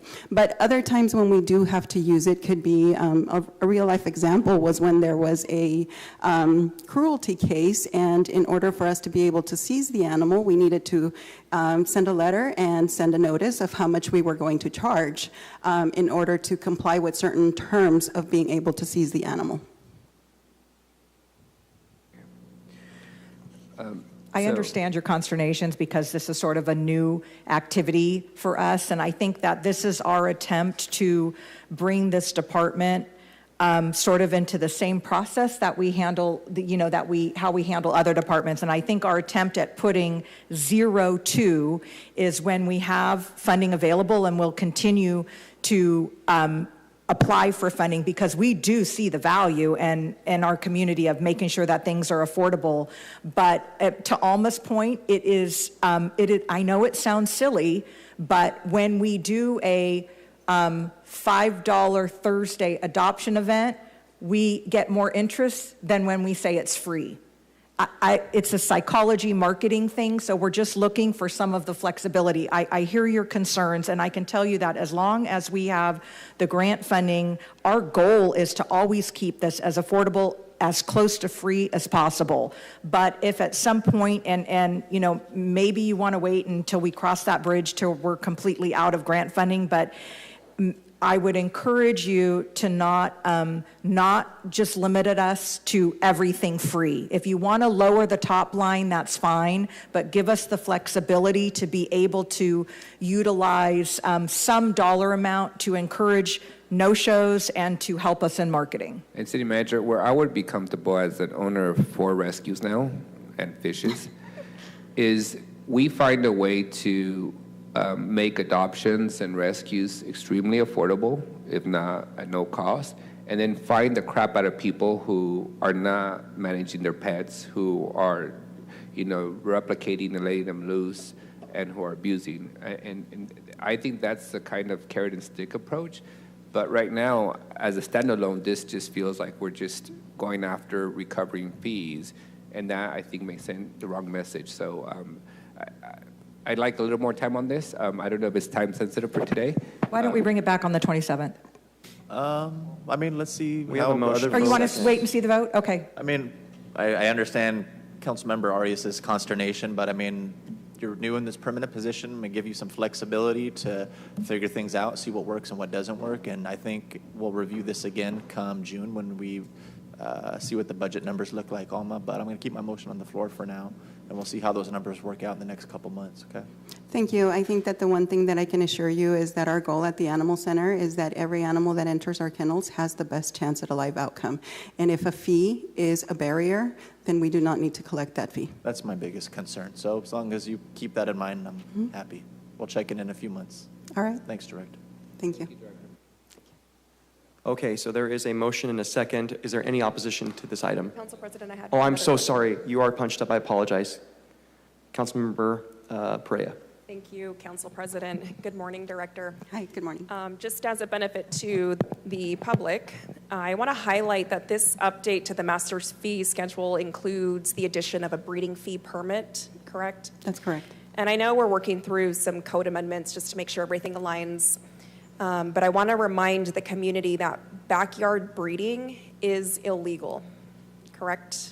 That is correct. And if you, present day, if you want to breed your animals, it needs to be done in the industrial zone. So if you want to buy a building or rent a building and breed animals, that's your prerogative. But as of today, breeding in a residential neighborhood is illegal. Correct, Director? That is correct. Okay, thank you. And congratulations on your new position. Thank you. Council President, I do have one question. Yes. For the director. To her point, breeding is illegal in residential. Can people operate a animal haven in a residential neighborhood? A rescue? Not at this. So there are certain things in the code that limit that. One of them is that you're only allowed to have 4 animals in a residential area. And it really depends on zoning. So we would need to go through some of the zoning oversight in order to determine what is allowed in which area. So anything above 4 animals in a residential neighborhood is not allowed? That is correct, per the code at this moment. Okay, thank you. That gives me a legal reason to say to no more animals at my house. I don't have any other council members punched up. Any more comment? Okay, so we have a motion and a second. Is there any opposition to this item? There being none, the motion passes 6-0. Oh, I'm sorry. I thought you said no opposition. 1 no, 5-1. Thank you. Okay. Great. We're going to move on to item 2K, and I believe this was pulled by Councilmember Richardson. Good morning, Councilmember. Good morning. Geary, Parks Department. Director Geary, good to have you. I feel like we're talking about the Parks Department, charging a lot for different things, and I feel like that was a little broad indictment of you. I saw the reaction down there. But this is specifically as pertains to the aquatics program in teaching kids how to swim, right? Keeping our youth safer. I feel like I've conveyed why this program is so important to me. Not only did I play water polo for 13 years and coach it, but I saw people and children and adults struggle and flail in the pools of my water park when I worked as a lifeguard. You assessed that the second instructional session for these for the swimmers utilized about 100 times a year, correct? That's correct. All right, it would cost $100 a piece, totaling $10,000 to the taxpayers. So in an effort to save people some money here, I've talked to the city to take $10,000 directly out of my pay to be transferred directly to the Parks Department to pay for 100 follow-up swim classes for the slower learners like myself. So my office is also in talks right now with Clovis Unified to extend this program up to Northeast Fresno in my neck of the woods, so we can step up and show the kids that, the world may be 75% water, but it's 100% conquerable if you just keep swimming, right? So expect that I'll be out there this summer watching the progress of the program. I trust it'll be well and responsibly run. All right, let's make Fresno buoyant again. Absolutely. Thank you for your support. Absolutely. Councilmember, did you want to make a motion? To approve? No, motion to approve. Okay. Is there a motion by Councilmember Richardson, second by Council Vice President? Any council members wishing to comment on item 2K? There being none, any opposition? Okay, the motion this time does pass unanimously, 6-0. We're going to move on to item 2R, and that was moved to contested consent by Vice President Arias. Director, as a user of this program, can you provide me a quick overview of what changes you're making to the residential side of the program? Morning, Council. Brock Buki, Director of Public Utilities. I'm actually going to introduce our new Assistant Director for our Water Division, Tony White, and he will be addressing your questions. Mr. White, come on up. It's your first time? Yes, it is. Congratulations on your baptism that will occur just shortly. Thank you. So what changes are being made to the residential portion of the program? Well, we're going from $1.05 to $2. That's for the residential portion. The 200 minimum square feet and a maximum of 1,500 square feet for residential properties. Is that expanding from the existing program? Yeah, that's expanding. Original program was $1, and it was $1.05 per square feet. So we're trying to bring it to $2, and we're using grant funding to bring it to $2. Got it. And are you expanding the amount of square footage eligible for residential transitions? No, I know you're up to 1,500 right now, right? Yeah, it's already up to 1,500. Is that sufficient? I don't know. I can ask that question and get back with you. I don't know if that's sufficient, but I know that that's the current number. Okay. What's been the history of this program's utilization? Has it been used at 100% capacity in the past few years, or is it underutilized in general? I would say it's really been underutilized. We did see quite a bit of actual progress when it very first started in 2015 to 2021. Definitely approved was 532 applicants. Denied was only like 12%. This last time go around, we didn't see the same level when we brought it up to $1 from July 21st to December 24th. And we've had a lot of denials, 70% denied due to inactivity. So we believe by doing this, we'll be able to kind of restart and really put something into this program. Okay. Well, I recently used this program, I think it was last year, to transition my medium island area from grass to drip irrigation.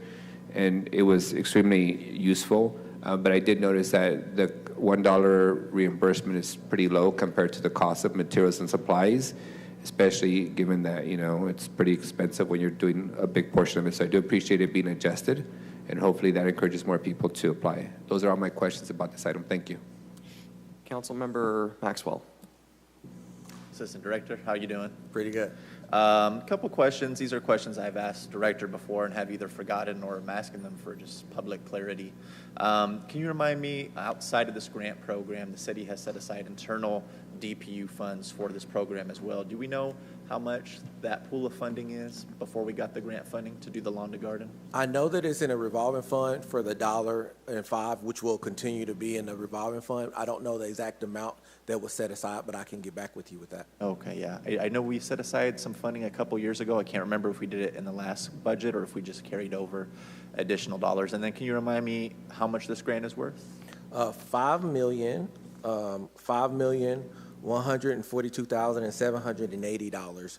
We believe we'll be able to do approximately 495 rebates for residential and 325 for commercial. So it's gonna be quite a bit. Thank you. And how long do we have to expend these dollars? I actually had that number. I know that it is a certain amount of time period, and give me 1 second. Sure, take your time.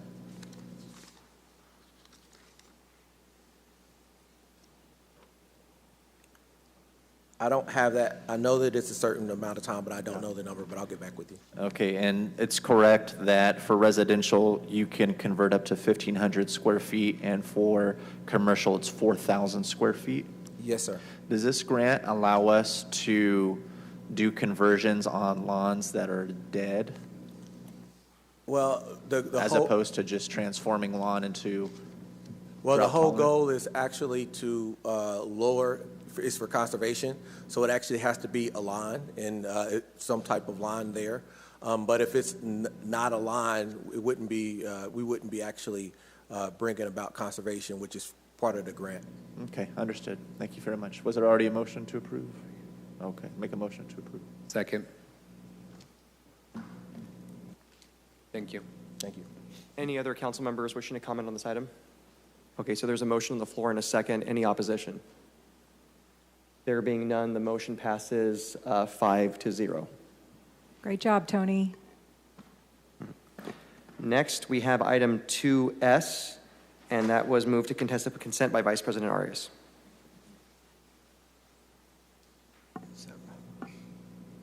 Mr. Mosier, can you walk us through what this item proposes to do from the current policy? Oh, hey, good morning. Good morning. Heido Mata, Public Works Manager over at... I want to pull up the mic so we can hear you. There we go. There you go. All right, Heido Mata, Public Works Manager over at Land and Traffic Planning. So I assisted Mr. Mosier in putting this council. Sure. So can you explain to me what the item would do that's differently from our current practice? Yeah, so currently, right now, we collect the street impact fees at time of building permit. But now what we're proposing now is to be able to defer the collection of said fee at the time of occupancy. So all the other fees like police, park, fire, are collected at time of occupancy, and the street impact fees are the only ones that are currently due at building permit. So this essentially just delays the traffic impact fee at the same time as police and fire. Correct. So people actually move in, correct? Mhm. So my secondary question, as you know, we have a lot of neighborhoods where they move in. It takes us years to install the intersection light. And we're told everything from there's not enough in the impact fee fund to install that light, or a year for the mechanisms to arrive. How is this going to impact that? Are we going to be told later that we can't install the intersection light on Clinton or McKinley and Brawley because we just collected the fee at occupancy, and residents should expect another year or two before the intersection light is installed after they move in? How do you anticipate this is going to delay installation of these improvements? I don't think it'll delay the installation of the improvements. Usually those installation improvements are dependent on different barriers. It might be, sometimes the pole lights don't come in time, or so the only thing this fee does is those street lights are usually kind of a condition of the developer to put in those lights. So what this fee does is just kind of, it's a collection of the fees to be able to kind of reimburse those facilities that are put in there. Pyro, don't the developers usually put in the infrastructure, Yeah, and this is the pot of money that we reimburse them from? Usually, right? Usually. But in my neck of the woods, west of the 99, all these intersection lights have been put in by the city. So I'm talking the Tilly Elementary intersection light on Clinton and Valentine, the one on McKinley. These are all installed by the city, not the developers of the nearby residential neighborhoods. Mm-hmm. So in those, Mr. Mosier, I don't want to get caught flat-footed 2 years from now or a year from now told that we can't install that intersection light because we just collected the fee yesterday, and now we got to tell new residents that it'll be a while before they see an intersection light, even though they've moved in. Good morning, Council. Scott Mosier, Public Works Department. So just to speak to that briefly, first, traffic signals are a separate fee. That one is already collected at time of final inspection. However, most development projects with traffic signal requirements, their cost of installing is already greater than the fee. So they generally are not paying a fee. Instead, they have a construction requirement because what they have to do is far greater. Got it. If So they're just paying the does fees. any of this fee go towards intersection lights? This fee, Council, so this goes through basically the curb-to-curb street construction. As far as that timing, the city already projects that revenue coming in. We look at how many, the tract maps that are in the queue, what the fee, timing of the fee is, and then the council adopts the mayor's budget that includes those dollars. So currently we have several $1 million in these funds. Council's approved projects against them, and really the timing of that payment will not impede construction. So talk to me about timing. Right now, we collect a fee at building permit. We're shifting to a point of occupancy. Typically, how long is that period for your average project? Is it a year? Is it 3 years? Is it a few months? Council, typically, so it depends upon the project. Single-family homes, that could be anywhere from 4 to 6 months of a shift in timing. Sometimes we may have a commercial, like a large commercial retail building. That might be more in the 9 to 12-month range. However, this really aligns the payment of the fee at the time of the impact, because before anyone moves in, occupies, there's not the traffic impact from them. And my last question on this, and this might be a city manager finance question, but historically we've been collecting this fee early on in the process, right? Point of permit. That money sits in our account. I'm assuming it generates interest. I'm assuming it's, sitting there, and we're planning to pay for items with that money. Given our budget constraints coming up, have you calculated what the impact would be for us delaying receive of these funds for a few months or up to a year? So,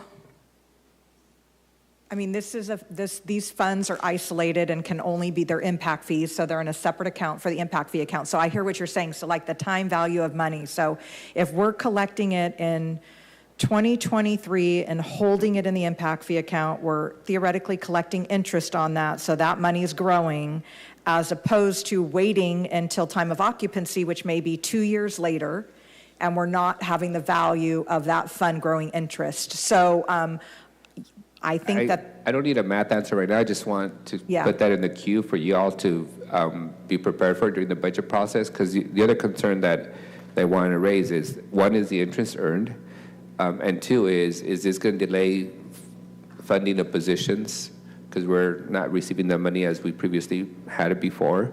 Are we going to hold positions open? This does not fund positions. This just only reimburses developers for the costs that they have incurred to put in infrastructure that we require. And do we have an idea of what the scope of the amount of money is? Are we talking about $500,000 or $20 million on average? Typically, again, that's completely variable depending upon the pace of development, but a typical amount, kind of an average, say on our citywide regional street fee revenue, that's typically about $2 million per year that comes in. The new growth area major street impact fee fund, that's more in the range of $4 to $5 million per year. And I would note that then when we update the development impact fees, that looks at the fund balance, what's the remaining amount of work, and so effectively, if the fund is not gaining interest during that period, then the fund balance is lower.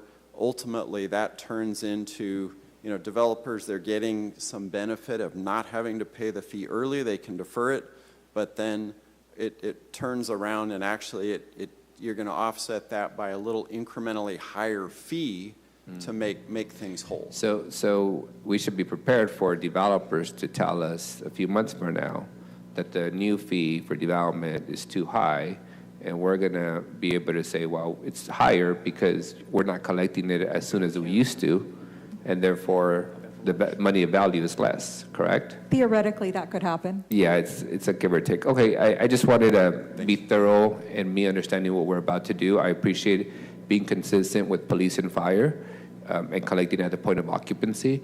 I just wanted to make sure that this was not going to delay intersection lights for a year after people have moved into the area. So I have no objection to this item. Motion to approve. Okay. Motion by Council Vice President, seconded by Councilmember Maxwell. I have no other council members punched up. Anyone wishing to comment on this item? Okay, there's been a motion and a second. Is there any opposition to this item? There being none, the motion does pass 6-0. We're going to move on to our last contested consent item, 2Y, and this was moved to contested consent by Vice President Arias. Just one question for the sponsors and the administration is, who's going to be the enforcing agency on this item if it was to be approved? As far as like prosecutions, for example, it would be the city attorney's office. City attorney's office would prosecute. I'm getting a different response than that earlier. Who's giving you a Council President, I'm logged on if I can comment. Thank you, City Attorney. Please continue. Council President, so how this works, like every other ordinance, this is a legislative act by the council. By this body, you can make laws. it's up to the city attorney, I'm sorry, the city manager and the police chief to use this law at their discretion. And so to answer Council Vice President's question, enforcement could be on the citation end, city attorney. On the arrest end, it could be PD if they choose to exercise this power. So this is like every other law, just like the anti-camping ordinance. This body passes it, it goes into effect. It's up to PD, it's up to city manager to determine at their discretion how to enforce it. Okay, so it's both sides of the house, in essence. Yes, on the prosecution end, it will be solely the city attorney's office if any arrests or citations are made under this ordinance. Okay. My secondary question is, are we planning to communicate this out to all our neighboring jurisdictions? I know you guys did some publication to the press on this, but are we going to formally notify our neighboring agencies? Are we going to do anything that essentially gives them a warning that we intend to enforce if this occurs? Because not everybody watches the news, and I don't want to hear from our neighboring jurisdictions that they were unaware of this. Can we do something like that? That's a fair point. When we were bringing this forward, Councilmember Richardson and I met with, for example, Clovis, and they vetted the policy just as a good neighbor, because they are the second largest city in the county. But I think it's a good idea. There's no reason why we shouldn't communicate that to others. I would encourage the notice from the city attorney to our neighboring jurisdictions, county. You know, we all serve on spots like the COG and FCTA, so we run into these folks. But that's what I would request, is a formal notification of some kind to the neighboring agencies and jurisdictions so that they're fully aware of our intent to enforce and our ability to enforce across. Yeah, I will work with the city attorney on that, and we'll do it in a way, just to be clear, as far as some of the concerns we had in Pinedale and other areas, I wasn't aware of it being anyone in Fresno County. My bigger concern is outside the county, but it's a fair point. We should be communicating this new policy, and we will do that. Thank you. I know the chief belongs to Fresno Madera County Chiefs Association, and I can ask her to make sure that the chiefs that are at that table are aware of what's going on with this ordinance. That'll help. So would you like to make a motion, council member, to approve? Motion to approve. That was the only consternation. Okay. Second. Any other council members wishing to speak on this last contested consent item 2Y? There being none, is there any opposition to this item? No opposition. The item passes 6-0. Thank you very much. That concludes contested consent. At this time, we are going to move on to unscheduled communication. I do have some cards here. Again, if you want to comment in unscheduled you can do so and fill out a card and bring it up here. First, we have either Chanel or Channel. Come on up and you'll have 3 minutes. And the subject is county emergency.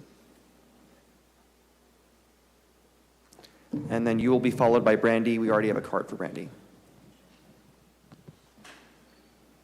Morning. Morning. Morning, ma'am. Morning, sir. I think there's the matters of a lot of situations that are going on through the county. A lot of lives are affected by crime. There's a lot of lives that are affected by cancers and diseases. And what is the effectiveness to saving their lives and rescuing their lives and protecting their lives? It's not just humans that are affected by it. There's animals, there's other tribes, other groups that are horribly affected by these things. They're affected by money.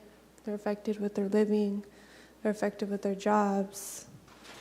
They're affected by the environment. There are so many things that are going on. And the thing is, what's the right approach to really care for these matters in an appropriate manner, in a proper manner? And it's very difficult. There's so much homelessness. There's people that are not homeless. There's many things that are very fortunate. Individual blessings is, it's an incredible, humble thing to come across.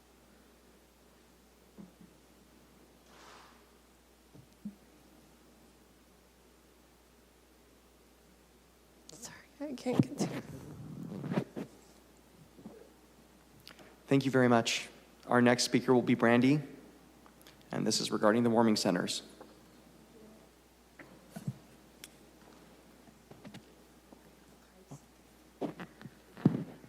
Thank you very much. I am,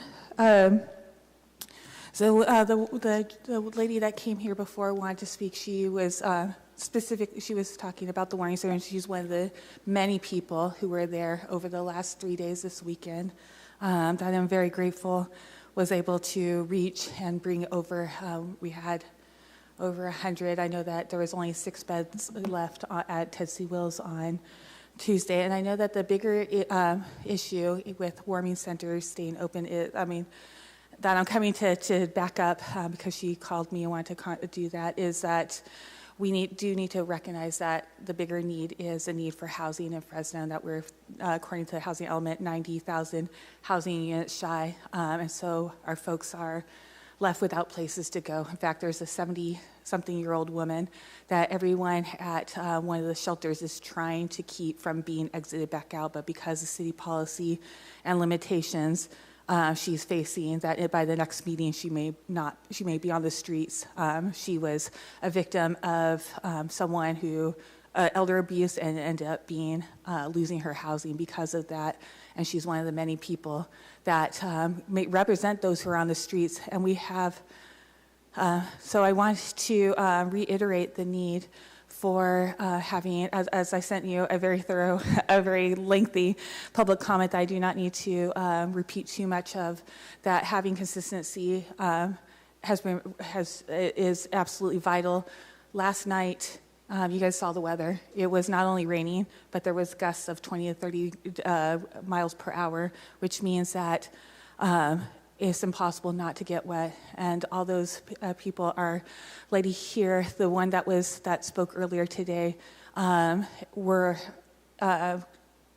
having to face those, being out in those elements. We need to focus on protection. And I believe that having the Poverello House as operators changes the dynamics that we had 2 years ago and allows for us to be able to problem solve, work together on to be able to have them open consistently. Of course, we need to continue to work on housing, but we also need to consider the need and how much easier it would be for everyone involved, including the service provider, including the city of Fresno, because of all the confusion that I mentioned in my email that people had. People telling there was no, people telling park rangers telling people that this warming center wasn't open when it was. That these things could be mitigated through consistency, which is absolutely vital for a population that has a greater challenges with accessibility than others. As I mentioned, this is under emergency services. In other emergencies, like an evacuation, people would be able to get those alerts, they would get those buzz, they would be able to be notified. Thank you so much, Brandy. Next, we have Regina McCoy. I'm sorry, she's not here. Okay, good. Thank you so much.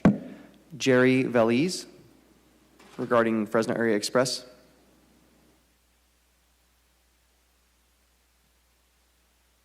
Excuse my language. Yeah, we need a bus lane out here. How many of you guys take the bus here? 1, 2, 3. That's it? I challenge all you guys to take the bus every day, ride it every day. You did a ride along right, ride the bus every day. You'll see everything they're saying. It's on the bus. Done. Thank you. Next speaker will be Joseph Barkley Brown Jr. regarding the unhoused and domestic terrorism.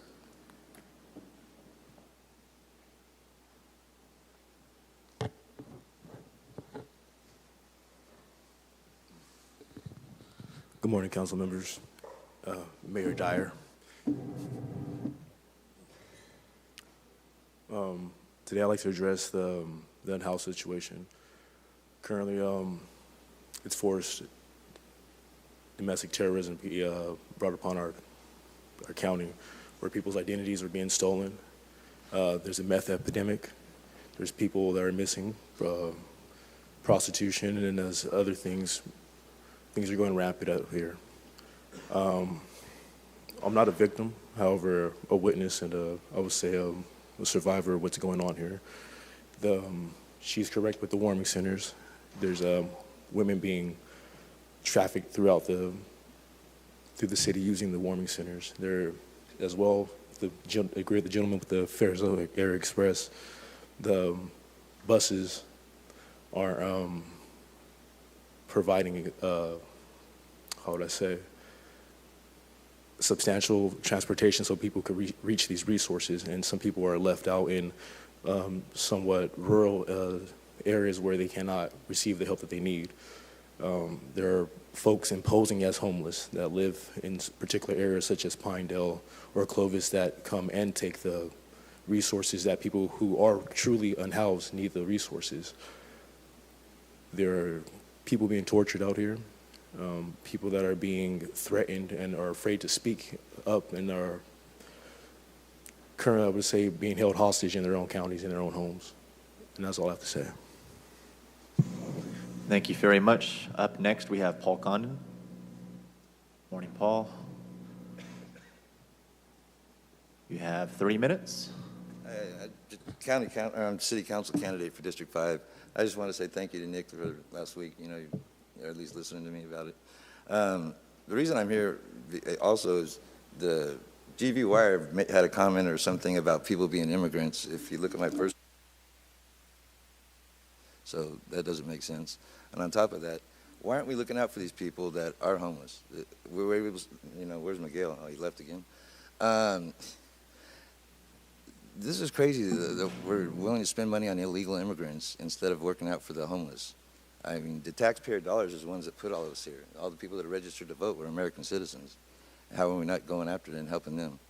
I know no illegal voted for them. Well, they might have, but I don't know. It's not legal. That's all I got to say. Thank you, guys. Up next, we have Juan Jaimes.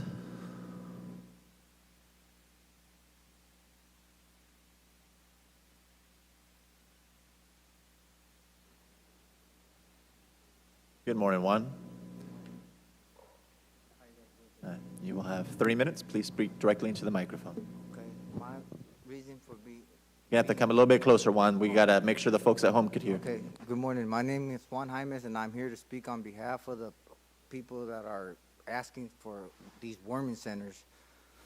I mean, I don't know what the politics or the rules or it is behind all this, but I'm going to speak from personal experience. Just the other day, I was at the Community Regional Medical Center for a doctor's appointment, and I encountered this gentleman who was happened to be in a wheelchair, didn't have no way of communication. It was clear to me, I'm not a doctor or a psychiatrist, but that he has suffered from some type of mental illnesses. And he made numerous attempts in calling these warm centers, and every time he made a call, it was closed. It always was closed. So I don't see why these warming centers cannot stay open for this cold winter. None of you guys ever stayed on the streets, I'm assuming, right? But I can personally tell you that I personally walked the streets, lived the streets, and I have personally experienced what these people are going through right now, especially in these times where there's no jobs. There's no support for any type of that, and if it is, it's real limited. You know what I'm saying? This is how I met this lady that's here today, because she happened to help this individual not per se get into this warming center, because there were a lot of them open. There was a lot of them closed. There was one open, but what she did help was get him blankets and stuff like that to stay warm. You know, this weather out there is real crazy, man. It's real crazy and it's real cold, and I personally have gotten sick from this weather. I caught pneumonia, you know, and I'm not on the streets like these people are. So I just ask that you guys take into consideration, man, and leaving these warm centers open, not with this crazy time frame that you guys have within 48-hour stuff, because, you know what I'm saying, life is real out there, man. People are suffering out there, dying, and thank you. Thank you so much. Next I have 2 cards from Paul Condon. Oh, you did? We're all. Oh. Okay, are there any more folks in the audience wishing to speak on this item, on any unscheduled communication item?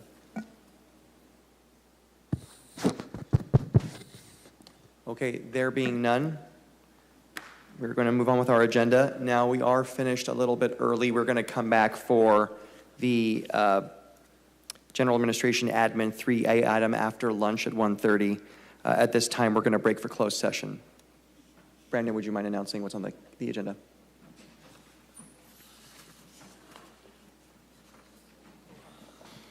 Today in closed session, we have a conference with labor negotiators, all units listed on the agenda. Conference with legal counsel, existing litigation, City of Fresno versus United States Department of Interior, Bureau of Reclamation. Conference with legal counsel, existing litigation, City of Fresno versus Fresno Building Healthy Communities and Fresno Building Healthy Communities versus City of Fresno. Conference with legal counsel, existing litigation, One Community Compact versus City of Fresno. Conference with legal counsel, existing litigation, City of Fresno versus County of Fresno. And public performance evaluation, City Attorney. I do not expect any announcements after closed session.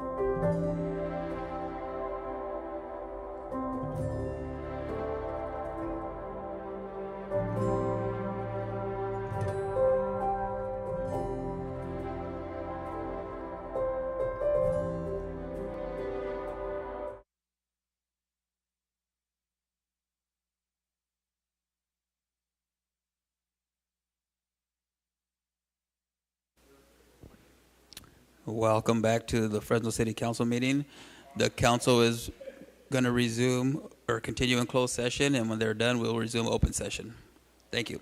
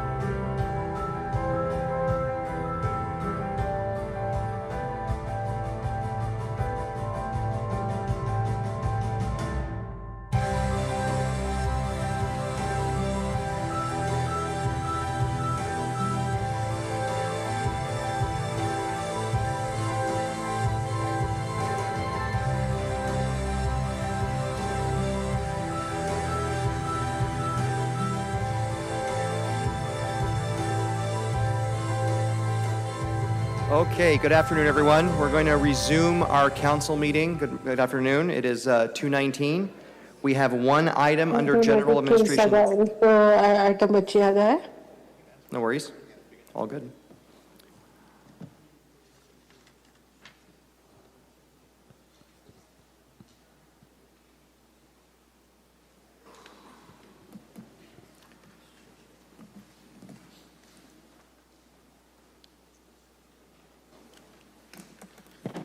I think we're good to go. We have one item under general administration, item 3A, presentation of the fiscal year 2025 mid-year budget. Before we do that, City Attorney's Office, is there anything to report out of closed session? No, there's nothing to report. Thank you, Brandon. So, Henry, you have the floor.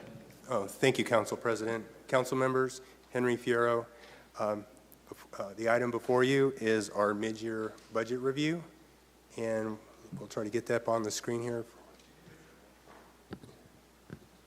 How's it now? Okay. Thank you, Mary. Just give me 1 minute here so we can get that presentation on the screen. As you do that, Henry, how many years have you been presenting the budget to us? Ooh, that's a great question. Well, get an answer from me before the day's over. Oh, sure. Thank you. Yeah. I've been with the budget office 22 years. Yeah. Okay. So the slide 2 here, it's just a real high level of our ongoing revenues. And the takeaway from this item is the categories that are in yellow, like our sales tax, property tax, business license, and room tax, they account for about 79% of our general fund's ongoing revenue. And in general, what we are seeing is our sales tax, based on our latest forecasts that we have received from our consultant, sales tax is declining, and that is being driven primarily through our current economic conditions. However, on our property tax, while we budgeted at a 5.55% rate of growth, the county assessment roll actually came in at 5.83%, better than what we budgeted. So we are seeing our property revenue taxes coming in better. And with business license and revenue tax, we're also seeing those items coming in better compared to 24 actuals in budget. The last item, cannabis, that item is coming in less than what we budgeted. And really the driver behind that is with the budget we're predicting 19 dispensaries, but reality is we're at 13.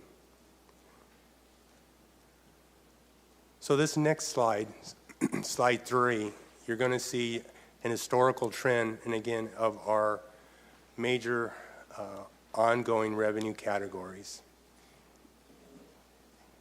The total operating revenue of $471,388,900 actually increased from 23 by $19.5 million, which is good. The main categories driving that growth, property tax. That item grew by $13.8 million, along with current service for charges grew by about $3.1 million. But again, sales tax, while it is growing a little bit higher than 23 by $1.2 million, we're not seeing the growth that we had budgeted for. Henry, when you're going over these numbers, when you're talking about the growth in certain Sure. taxes, can you remind us also what we had projected them at the previous year? 'Cause Sure. I see them going up. I know they're not as high as we predicted they would. Can you just remind us of those numbers as we go through these? Okay. Thank you. Will do. Now, slide 4 is now going to show you what we are estimating fiscal year 2025 is to end the year for, again, our revenues. And you'll see that we're anticipating, again, our annual operating revenues at $475,028,800. When you compare that to budget, that shows a decline of $5,483,600. And the primary driver behind that decline is, you'll see in our sales tax, that is going down by $4.5 million, again, compared to budget. As I said earlier, it is our current economic conditions that are driving that reduction in our sales tax. The other component I also want to mention is you'll see all other revenue. I have another slide that will break that down, but what I wanted to point out with that, you'll see that it's down $3.7 million. The majority of that decline is our cannabis. So slide 5 now is breaking down all other revenue. And the main categories is intergovernmental revenue, intragovernmental revenue, the cannabis, and all other. And as you can see, all others down $3.7 million. If you look at cannabis, that accounts for that overall change at almost $4 million. Just to kind of give you some background between these categories, the intergovernmental revenue, excuse me, that item, it relates to where we have police officers that are assigned to like Fresno Unified. So the revenue reimbursement that we get from the district, this is where it's recorded in intergovernmental revenue. We also get what's called a state motor vehicle in lieu tax that we pay as residents of cars. And the state will then provide us that in lieu tax. And again, that also falls in intergovernmental revenue. And another major component within that item is called reimbursements for state mandated costs, SB 90. So those three items really are what drives that intergovernmental revenue line item. The intra-governmental, that is actually going down about $1 million, and the bulk of that decline, it has to do with we have police officers that are making up a fax unit. However, that service is being provided, but it's being provided through what's called a contract law enforcement service fund. So the service is being provided, it's just not being provided through the general fund. And then obviously cannabis, as I mentioned, it's down $4 million, and really the driver behind that is the number of dispensaries actually open compared to what we had budgeted at 19. All other is really a catch-all of all other revenues that did not fit in any other category. And it's, it really, there's a whole slew of them, but the big ones is, if you will, we have a portfolio management fee that's about $500,000, and that allows us to cover our costs for our treasury services.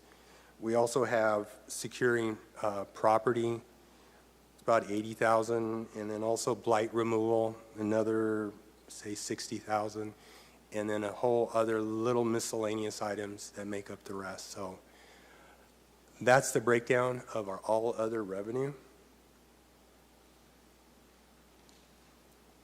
Now slide 6 is now going to show you, at the far right, you'll see our total estimated, in this case, our available funding at $508.7 million, our total annual expenses at $472.9 million, transfers at $20.8 million, which then leaves us at a net ending balance of $14.9 million.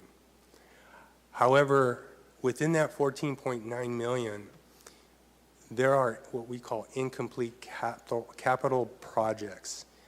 We anticipate not being done in FY25, but really they're commitments that we want to account for in FY26. And those commitments equate to $8,848,300.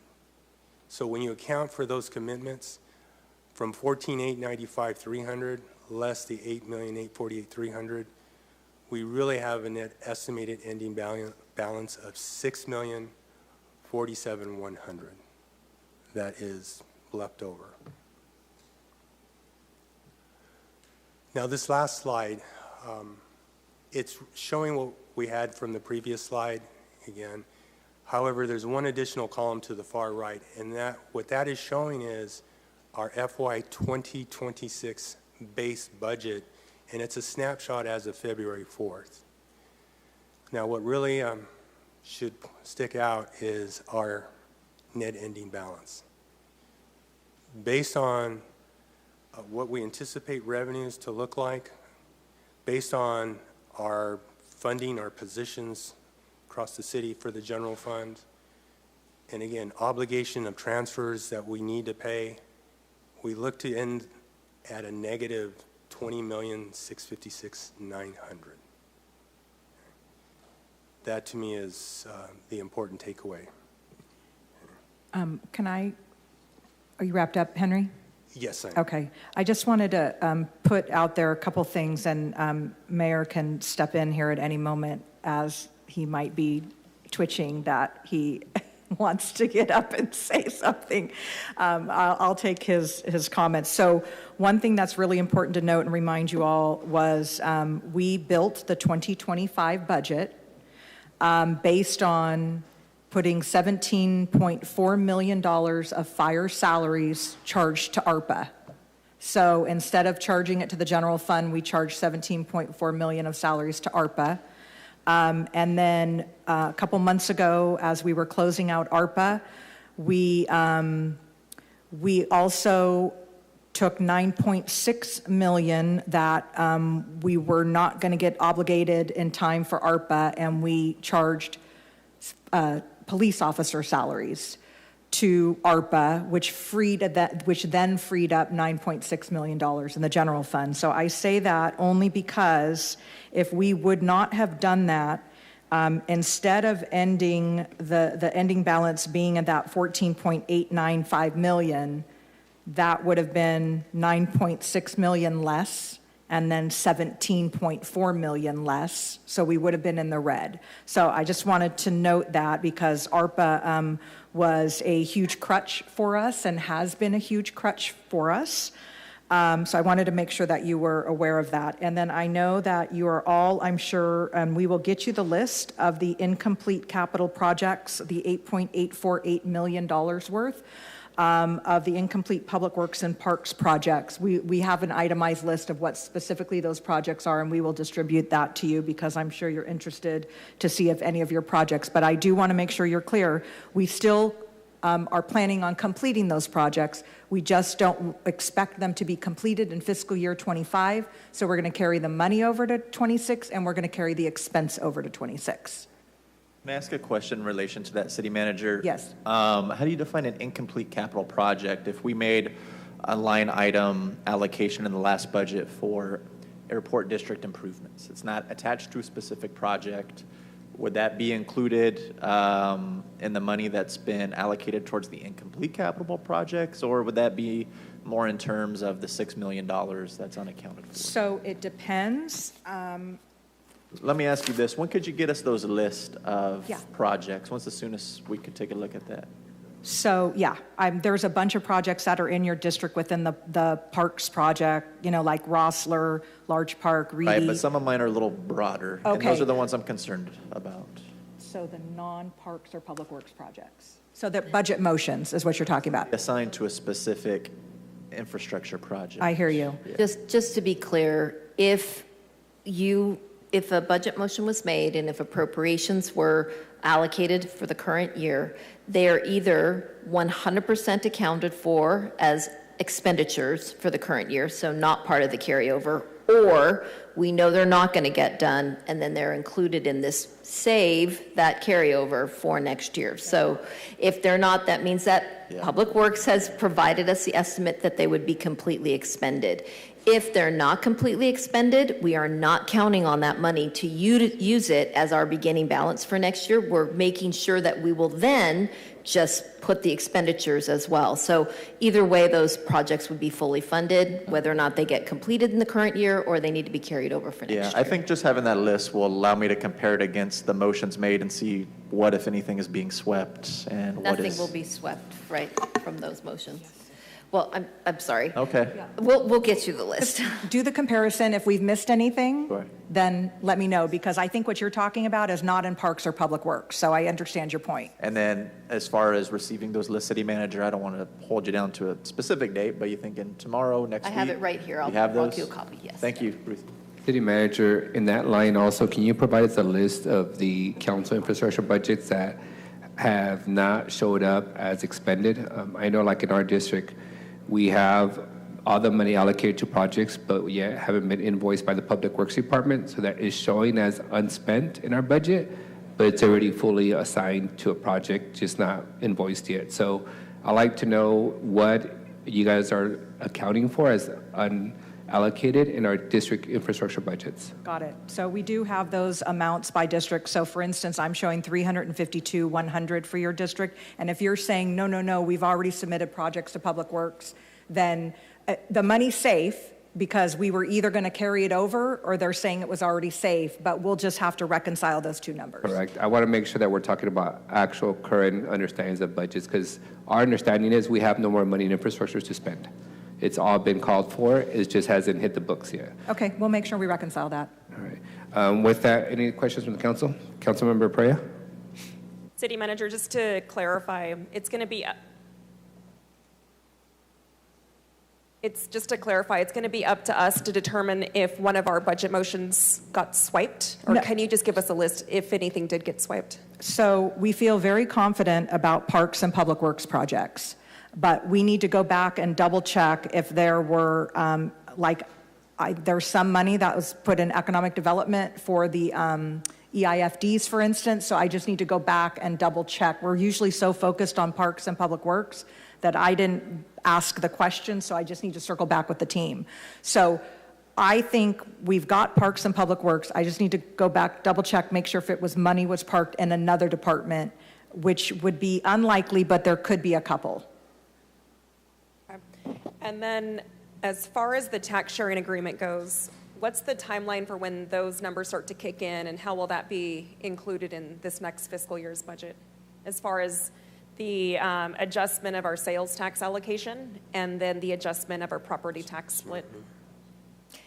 Yes, and yeah, Henry, go ahead and answer, because we've been working on the resolution with the county right now. Councilmember Perea, so on February 27th, that particular item will be presented to you. I believe they call it an introduction. And then I believe on March 13th is when council will vote to adopt the ordinance to if you will, certify that change. Then we can then send it to the California Department of Taxes and Fees Administration, so then they can implement the change. That's for the sales tax? Yes. And then what about for the property tax? Has that been adjusted already? I'm sorry, Councilmember Perea. The director just explained how we're going to be adjusting the sales tax. Mm-hmm. What's the process to change the property tax split between city and county? And how quickly can we get that done? The property tax splits happen as those developments are brought forward and approved, because it's prospective. It doesn't go retroactive. So the next time that we have an agreement, or an annexation, then the new rates would go into effect automatically because both bodies adopted the resolution. So beyond passing our MOU, there's nothing further we need to do to adjust or solidify our new tax split? Is that correct? For the property tax split. For the yes. property tax split? Yes. Understood. Thank you. You're welcome. Councilmember Maxwell, you have the floor again. Sure, just a couple questions, probably more for administration. If you could just kind of speak to the state of cannabis. This seems to be the one thing that we always have the rug pulled under us on. And can you explain what the holdup is with these remaining businesses? Yes. In your opinion, city manager? You know what, Jennifer? Come on down. I'm going to let Jennifer, this is her baby.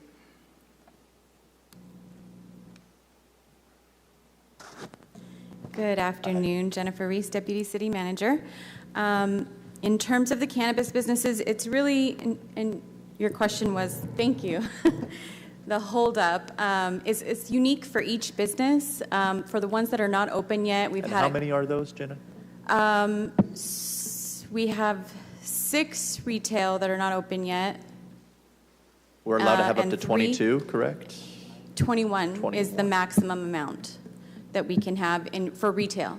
And With then the we have redistricting, did that not change a little bit? Where now we can allow up to 4 per council district? No, it just allowed so that the businesses that originally applied, let me try to explain this differently. It allowed the businesses to keep the location they originally applied for. So for example, in District 4, there are 4. However, if one of those permits ever came open, it would have to rebalance the numbers and go back to District 7 because there's... So it's possible to have moved over over. 21, but It didn't change the maximum amount of permits. It's still 21 Changed throughout per the city. district. It changed per yes. district. Understood. Thank you. Mhm. Please resume. Yes, so for the businesses that are not open yet, it's unique for each business. A couple of them were appealed and rejected by council. One of them changed locations.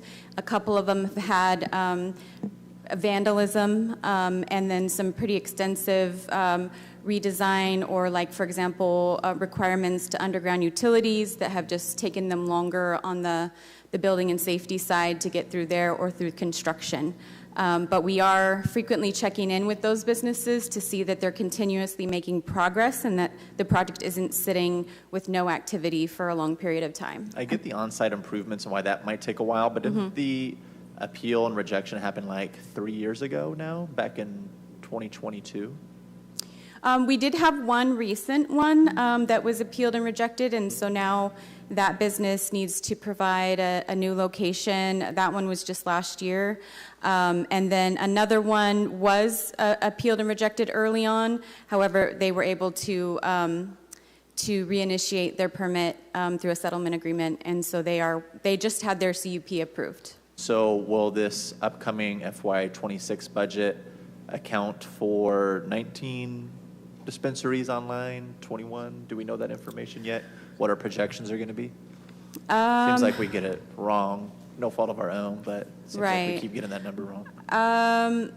I don't want to say yet. I'd have to go back and look to see what the FY26 projects. Council member, I think it's not only is it we don't have them all online, but I think even more importantly is, how we determine revenue, especially when we only had 2 online initially, was they projected what their revenue was going to be for the ones that did not have a history of operation. So they projected revenue and gave us those numbers. We took off 25% because we just assumed that they would be over projecting. And they are just not making that revenue by significant numbers. I don't want to go by individual name, but we're seeing differences in projected revenue from minus 65%, minus 53%, minus 23%, minus 41%. So the revenue is just not coming in. Whether, we don't know. It could be because maybe the market is saturated. Maybe there's competition from the illicit market, and we're going to be watching that closely. But our initial projections were because we didn't have a history or a trend. We relied on their projections. We do have 2 that have now been in operation for a good steady 2 years. 2 years, so we can get a good number off of them. But as the others are coming online, we have been relying on their projections, which have been over. The ones that are up and running and have been doing so for a while now, are they bringing in as much as we had anticipated? Nope. Close? No, the numbers that city managers just went over, that's the reduction, like an average of 46% less than what was projected. What do we attribute that to? Smoke shops. I think it's a number of factors. The illegal market is certainly part of it. Industry-wide, cannabis has seen reductions happen. So I think there's multiple factors, and it's cannabis is new to Fresno. So we're really, as these operators open, seeing how the market reacts to a new dispensary opening. So I think there's multiple factors that go into that. Thank you, Jennifer. I appreciate it. I have one other line of questioning, but not for you, Jennifer, related to mid-year. Eviction protection program, something Councilmember Arias Esparza and I introduced in 2021. We allocated a certain amount of money towards it. I understand that it's not enough to get us to the end of the fiscal year. City Attorney's Office, are you able to comment on what that discrepancy is between what we allocated and how much more we would need to complete the fiscal year? Councilmember Maxwell, I can comment on that. Okay, thank you. So annually, we've appropriated $2 million. We are about 3/4 of the way through the year. Last year, we appropriated $1.5 million. So we are in a place where the need is dire, and we still could use more money, but how much more money, City Attorney, to get us to the end of the fiscal year? $500,000. I know when we spoke before this fiscal year, City Attorney, we knew that when COVID was ongoing 2020, 2021, 2022, there was a state mandate that folks shan't be evicted due to COVID-related financial hardships, correct? And correct. That was a big part of our caseload, were those illegal evictions under COVID. Those state mandates have been lifted, and I think that's why we anticipated a smaller caseload, correct? Correct. So can you explain what's going on here? We are as much confused as you are. We thought that given the upturn in the economy and it's the housing market, so we're not sure why the cases haven't turned down, but the need is still there, Councilmember. We are literally keeping people from becoming homeless, and so if there's anything that the council can do, like, we would be very supportive of it, but it's hard to say why we keep getting cases. Hey, Henry, when I'm looking at the bottom of page 6, the FY25 estimated ending balance, just over $6 million, just north of it. If we were to spend against that, then on the next page, the $20.6 million in the red would go just that much further into the red. Is that correct? That is correct. Okay, thank you. Those are all my questions. Thank you. I do have some questions, Council President. On the EPP front, Legal Counsel, can you provide us a memo this week on how many cases, inquiries or requests for assistance you've received, how many cases you're working on, what the success rate is? I'd like to have a summary. And then City Manager and Legal Counsel, can you provide us some options on funding sources to close that $500,000 gap? I don't want to just make a motion and take it out of a certain fund, but I know we have a ton of money for homeless prevention, and these are folks that if we don't intervene, they're going to become unhoused, and it's a far more expensive endeavor. Can I just confirm, so we've got the 1.5 for 25, you're looking for another 500,000? Correct, for the rest of the fiscal year. We don't want to turn people down or shut the program down prematurely. And if you can come back to us with some options in preparation for next council meeting, that would be great. On the budget side, Henry, Director, does the revenue, I noticed, doesn't include call outs for the money that we're collecting around Airbnbs. We're now collecting funds from Airbnb, nor does it include how much money we're collecting around ride sharing. Do we have the amount on what that is? On the Airbnb, it is being collected. I don't have the specific amount.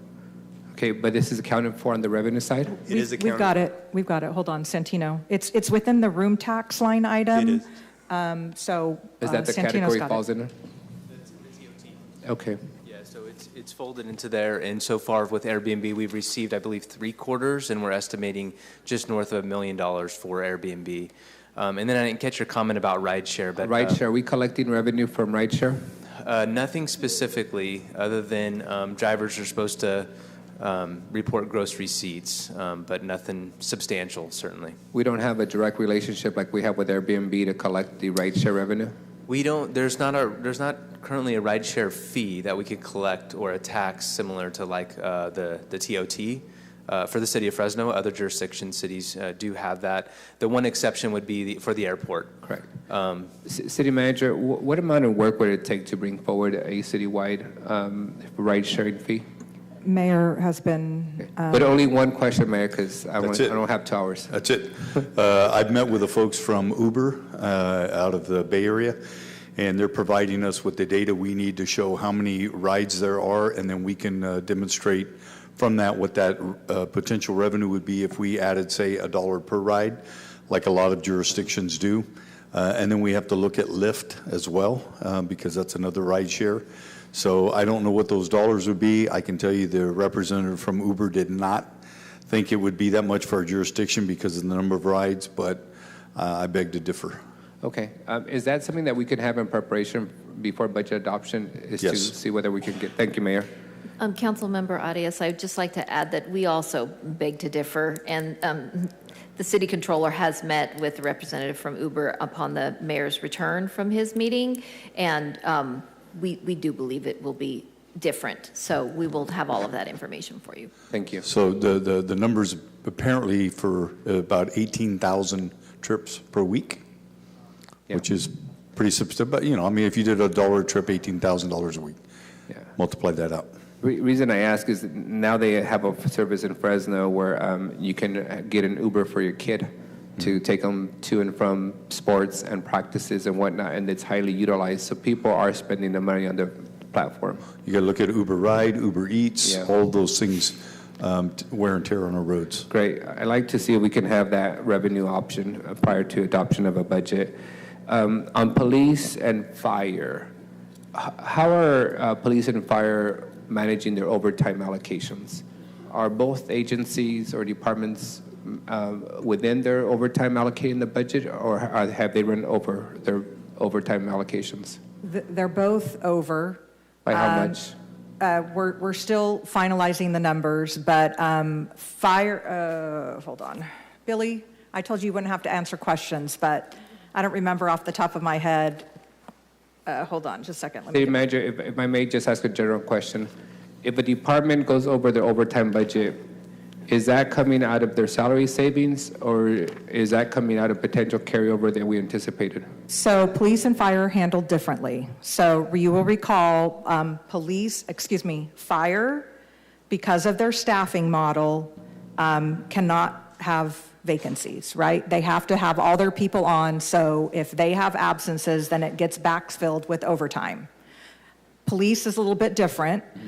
So police, we believe, with the exception of possibly some heart overtime, we believe police is going to be able to make it they're going to make their attrition number, their 6.18 attrition number, and they might have a little bit above that can offset their overtime. Fire is likely not going to be the case for them because they don't really have attrition savings. Okay, so if they don't have attrition savings, and correct me, but fire is also the department that's seeking an $18 million new fire station, correct?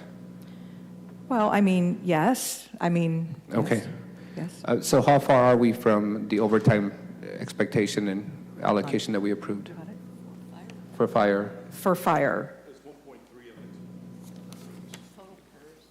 Are we projecting to be significantly over by the end of the fiscal year? So the budget is adopted by department and by fund.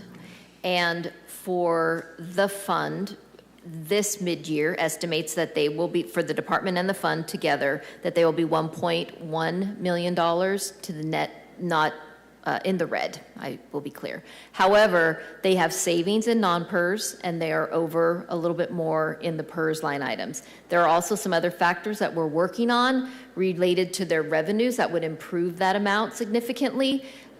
We estimate at this time for mid-year, however, that that's where they're going to be, but by the time we come to you with the estimates during the budget process, I think it'll be better. So we think we might be in the space of being able to manage that to not be such a huge liability. We're going to get close. We're going to get close. I don't know that we'll cover the whole 1.18, but I think we can do some things with revenues that will make an offset towards it. Okay. On the reserve, what's our current reserve level?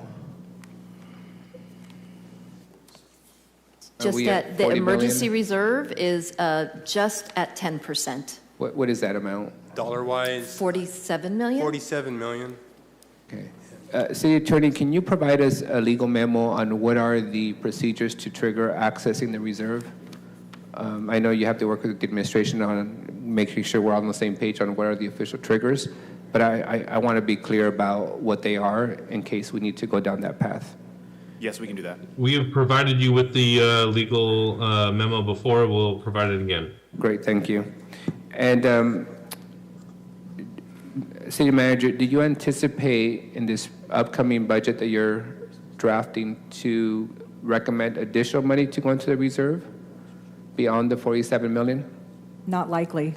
Okay. I can't see it get 20 million in the red. I can't see where we would get to be able to contribute more to the reserve. Okay. All right. On hiring, is it time for us to discuss a hiring freeze, given our $20 million projected shortfall? And if not now, when do you prefer, City Manager, to start having that conversation? Is it in preparation for your May presentation of the budget? But it seems to me that if the bleeding is at 20 million, then we should probably start slowing that bleeding down by engaging in a hiring freeze citywide, if necessary. Yeah, so I can tell you that we have already, every general fund position request is scrutinized very, very carefully. So while we don't have an official hiring freeze in place, we have an internal hiring slowdown. We are only approving positions that have been absolutely necessary. So we're already headed in that direction. I think, we should continue to have the discussion as we are in the 26 budget preparation, as we're starting to firm up numbers and put budgets together to see how that $20 million number in the red goes up or down. Okay. My last comment and request is this, around cannabis. As indicated by staff, the revenue expected at each of these cannabis operators is significantly down. The opening of new ones has slowed down more than we expected. But the one place that has been thriving on sales of cannabis in the city are smoke shops. Every smoke shop that we have inspected is engaging in cannabis sales that I can assure you they're not paying taxes on. So I know in a future council meeting we'll be taking on the regulating of smoke shops, but for all intents and purposes, that is the illicit market in the city of Fresno. And us not doing anything about it in a systematic way will only further make our revenue problems greater. And I know the city attorney under code enforcement with the team of the police department and the attorney general have been funding that enforcement effort around smoke shops. But I think we also have to deal with the issue on the forefront, which is they should never be opened at this magnitude with zero regulations on what they can be selling.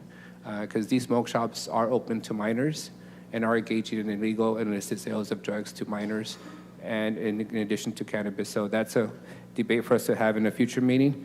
My last request, City Manager, would be this. I'd like a memo on how many positions the city has added over the last 5 years. I'd like it to also cover how much salary wage increases we've given to employees over the last 5 years, broken down by year. The increases we've given to a pension system over the last 5 years. And the reason I'm requesting this information is because I know we're going to have a conversation around labor agreements. We're in negotiations with all groups, and there'll be a knee-jerk reaction by some to say there's money to be had when we should get more of it. But I do think it's fair for us to start with some very basic facts. This council and previous councils made our officers the highest paid in the valley. We've increased salaries across all sectors from the lowest level position to the highest level position. We've given a record amount to the pension system to a point that it's extremely overfunded. And as we get into tight budget scenarios, I think it's unfair, irresponsible for us to look to seek cutting services to residents who pay taxes and expect their parks to be open, the police calls to be responded to, the fires to be put out, as a first method of closing a budget gap. I think we all shared in the prosperity when money was here, and we gave that all to employees in the form of compensation and contributions to pension. As cuts come, we should also share in that tight, budget constraint versus simply seeking to cut services to the general public and residents, because they too are dealing with inflation. They too are dealing with the record eviction. They too are dealing with record rent increases. And mostly none of them have had the kind of salary raises that we have granted our rank and file, because they've earned it, quite frankly. And so I just want to be clear about, we may not have money to do the same amount of raises as we did last year, but it's fair to recognize we have been taking care of our employees for several years now, and we can't simply just impose cuts to residents. That's all my comments. Thank you. Thank you, Mr. Vice President. We have Councilmember Esparza. Yeah, thank you, Council President. Just to piggyback briefly on a couple of comments I've heard with respect to the eviction protection program, I do hope we can find the $500,000. I know we're looking at the gap, moving into next fiscal year, but the eviction protection program really is a homeless prevention mechanism, and the $500,000 really pays for itself, tenfold or more when you look at the cost benefit of preventing homelessness within the city of Fresno.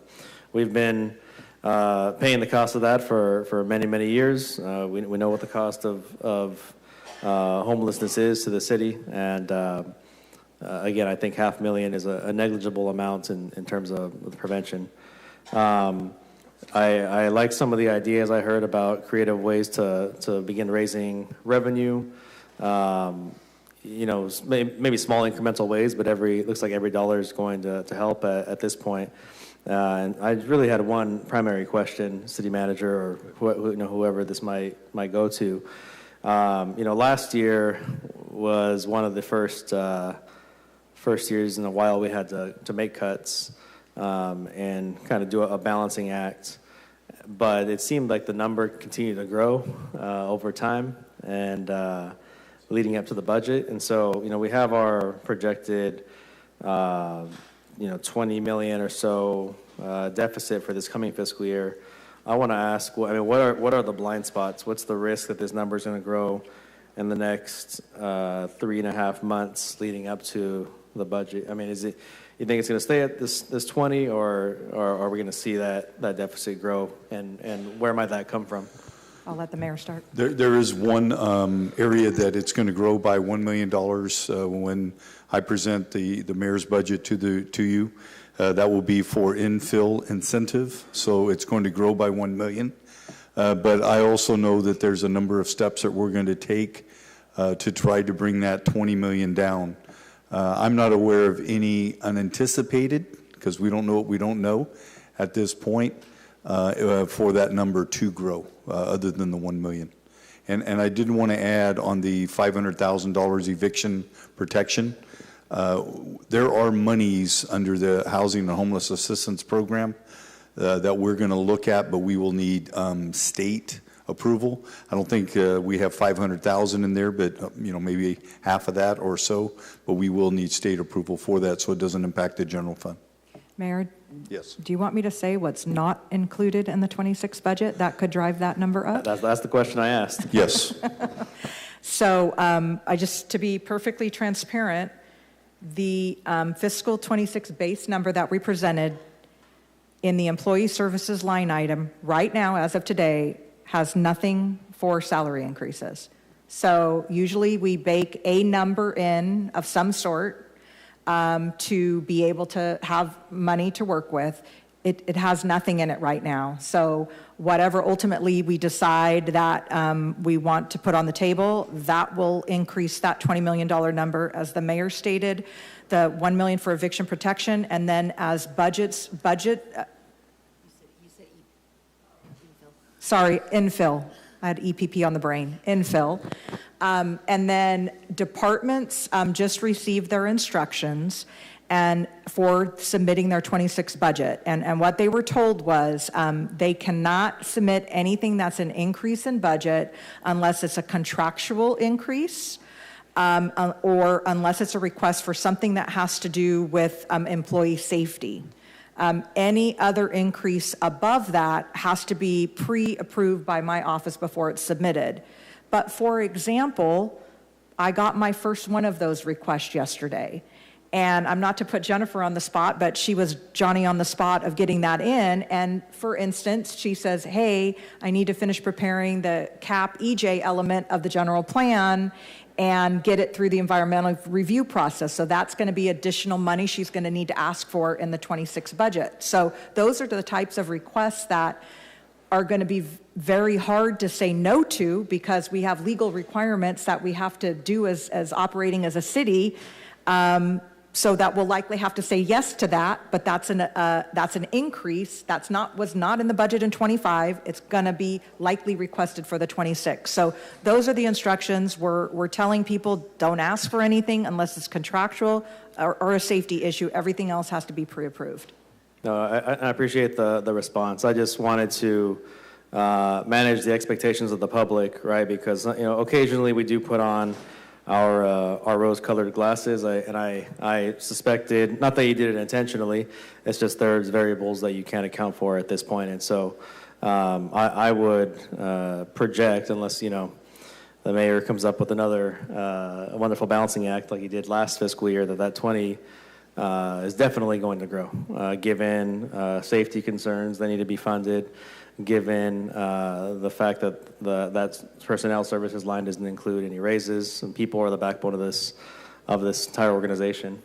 And so it's that's good to know. We don't know what it's going to be, but I'll put it out there now. It's going to be bigger than 20, and we're going to have to solve it. So. Yeah, and unless the federal government comes to our rescue again with some sort, we went straight from CARES Act to ARPA, and so we've had those those crutches for us, and unfortunately those are gone. So.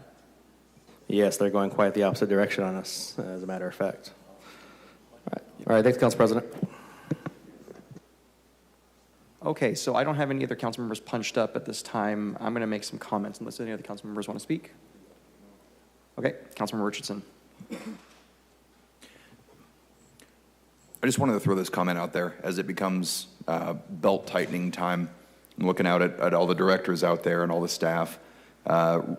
Raise your hand if you are the director who wants to go tell your staff that you're going to be bringing in less money this year.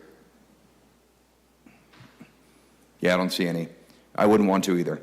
And I understand that. And this dais is not to be treated as a pedestal for us to look out and tell you, all right, we're going to save money by cutting money from your department or your employees deserve less.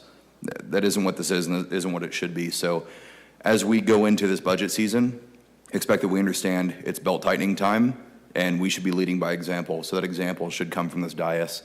So expect that we're going to be leading by example and, kind of setting the tone that we understand what you're going through. We understand what your departments are going through. We understand the needs of the people in this city. And it's up to us as elected leaders to kind of lead from the front. That's all. Thank you, Councilmember. So I've always said when we get these presentations, they're very sobering. I just keep getting more sober every day. ARPA helped us a lot. CARES Act helped us a lot, and we got used to that. It's very clear. That money's gone. That money did help for a lot of really essential things we don't normally do. EPP, and I applaud my colleagues. That was it's a very important program that we've been able to keep. So thank you, Councilman Maxwell, for that work. I think it's pretty clear we have a revenue problem in this town.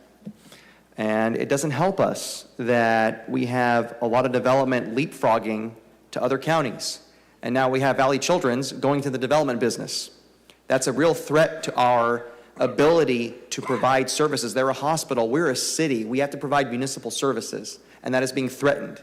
And it's very unfortunate because A lot of those folks that live up there, they use our police officers and our firefighters, and they use our roads and our services, and then they go and they sleep in another county, and that's where they pay their taxes, because property tax, Henry, you said it was our #1 revenue source, correct?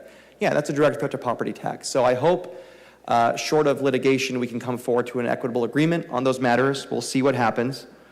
But I just want to understand, so who can answer this? Clovis recently passed a general fund, I don't want to use that word, revenue enhancer, is that correct? They passed a general tax. I don't like that word. A general revenue enhancer. Okay, so Clovis was so hard-pressed that they even had to explore other options, is that correct? Well, I don't want to speak on behalf of Clovis, but that's what it appears, yes. Okay, all right. And the threshold for passing something like that, it's not a specific revenue enhancer, so it's less, correct? Correct, Okay. 50 plus 1%. I'm not suggesting that we ever burden folks, and it's something that the folks have to decide if they want to support. But the reality is, I personally don't want to cut services. And I'll tell you one thing. I made it very clear with my pledge that I signed back in 2019, that a lot of you were witnesses for.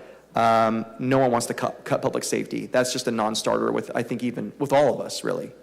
So we're going to have to look at other options. But I will tell you, these lawsuits that we've been facing by these groups that get out-of-town money, don't create one job or build one house, have been really hurting regular rank-and-file folks and working families. So I'm going to continue to call them out. They're extortionists, and they're really keeping us behind. So our city employees, to those of you out there that are listening, we're going to do everything possible as a council, I think, to make sure we can preserve the great quality services you provide, whether you're a bus driver, you work in public works, you're a public safety. Everyone matters. But I want you to know who the real enemy is, and it's these frivolous lawsuits. They're just like they get small businesses, they're going after cities, and they're keeping us from being able to build housing, parks, and create jobs. And we need to stand up to them. And those are my comments, and thank you for the sobering picture. Any other councilman? One more, Council President. Yes, yeah. I do want to talk a little bit about bonding. Is that something that we're going to be building into 26 budget, bonding capacity projects were, because there was a mention of, why are we doing this and that with the construction of Station 18? That's something really important to me, and so I do want to make sure that we are considerate when it comes to bonding and making sure we're considering all funding mechanisms to make sure that our projects that we want prioritized are going to be prioritized. You mean Station 12, right? Station 12. Yeah. Yeah. Yeah, so, we've had a series of meetings. We've met individually with each of the council to talk about 2 projects that we anticipate coming forth with bonding. One of those is Fire Station 18, and the cost for that 12. is $18 million. 12. I'm sorry, Fire Station 12. Got me saying 18 now. 18's already built. Fire Station 12, but it's at $18 million. And then we have the communications center, the call center, that's at $18.55 million. And as you know, we can utilize 49% of impact fees to pay back that annual debt service, which we anticipate. So those 2 projects we will be bringing forward and utilizing them as collateral for those bonding projects.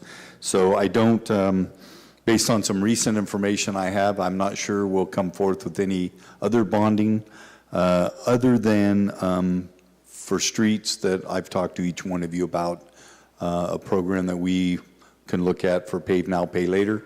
But we do not anticipate any general fund dollars being utilized for these bond payments until July of 29. Thanks, Mayor. So it would not impact our general fund. Thank you, Mayor.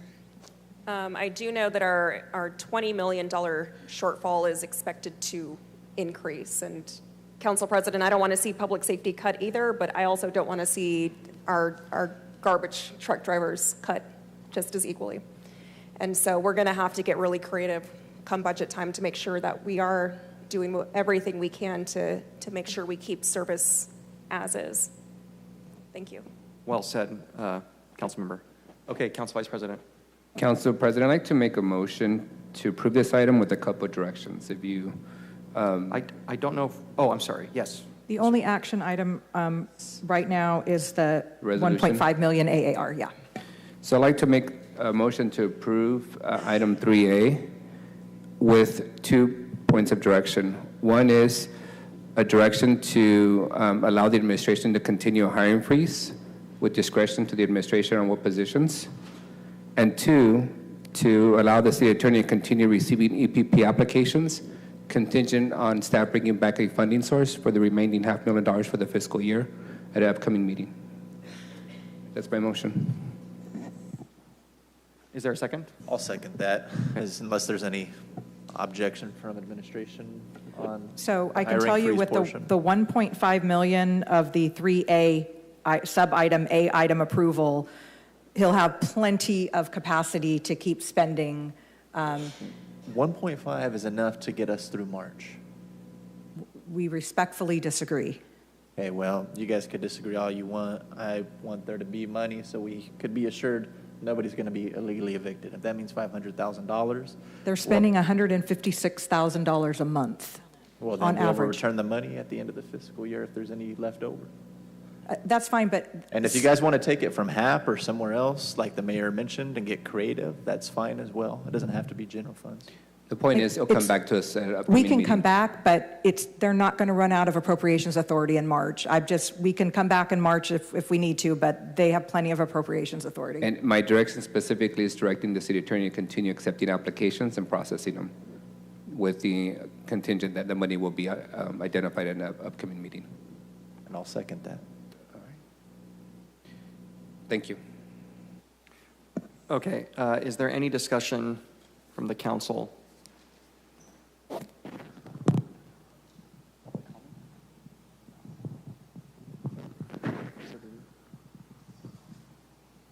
Okay, so at this time, we're going to go to public comment.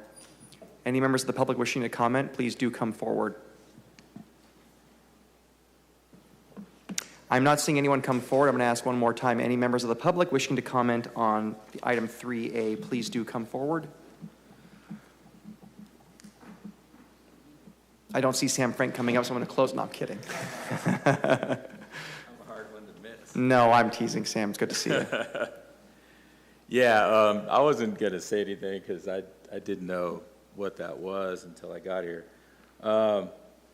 It wasn't posted on the web as part of the documentation.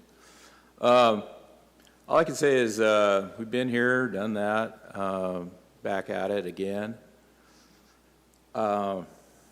Couple comments.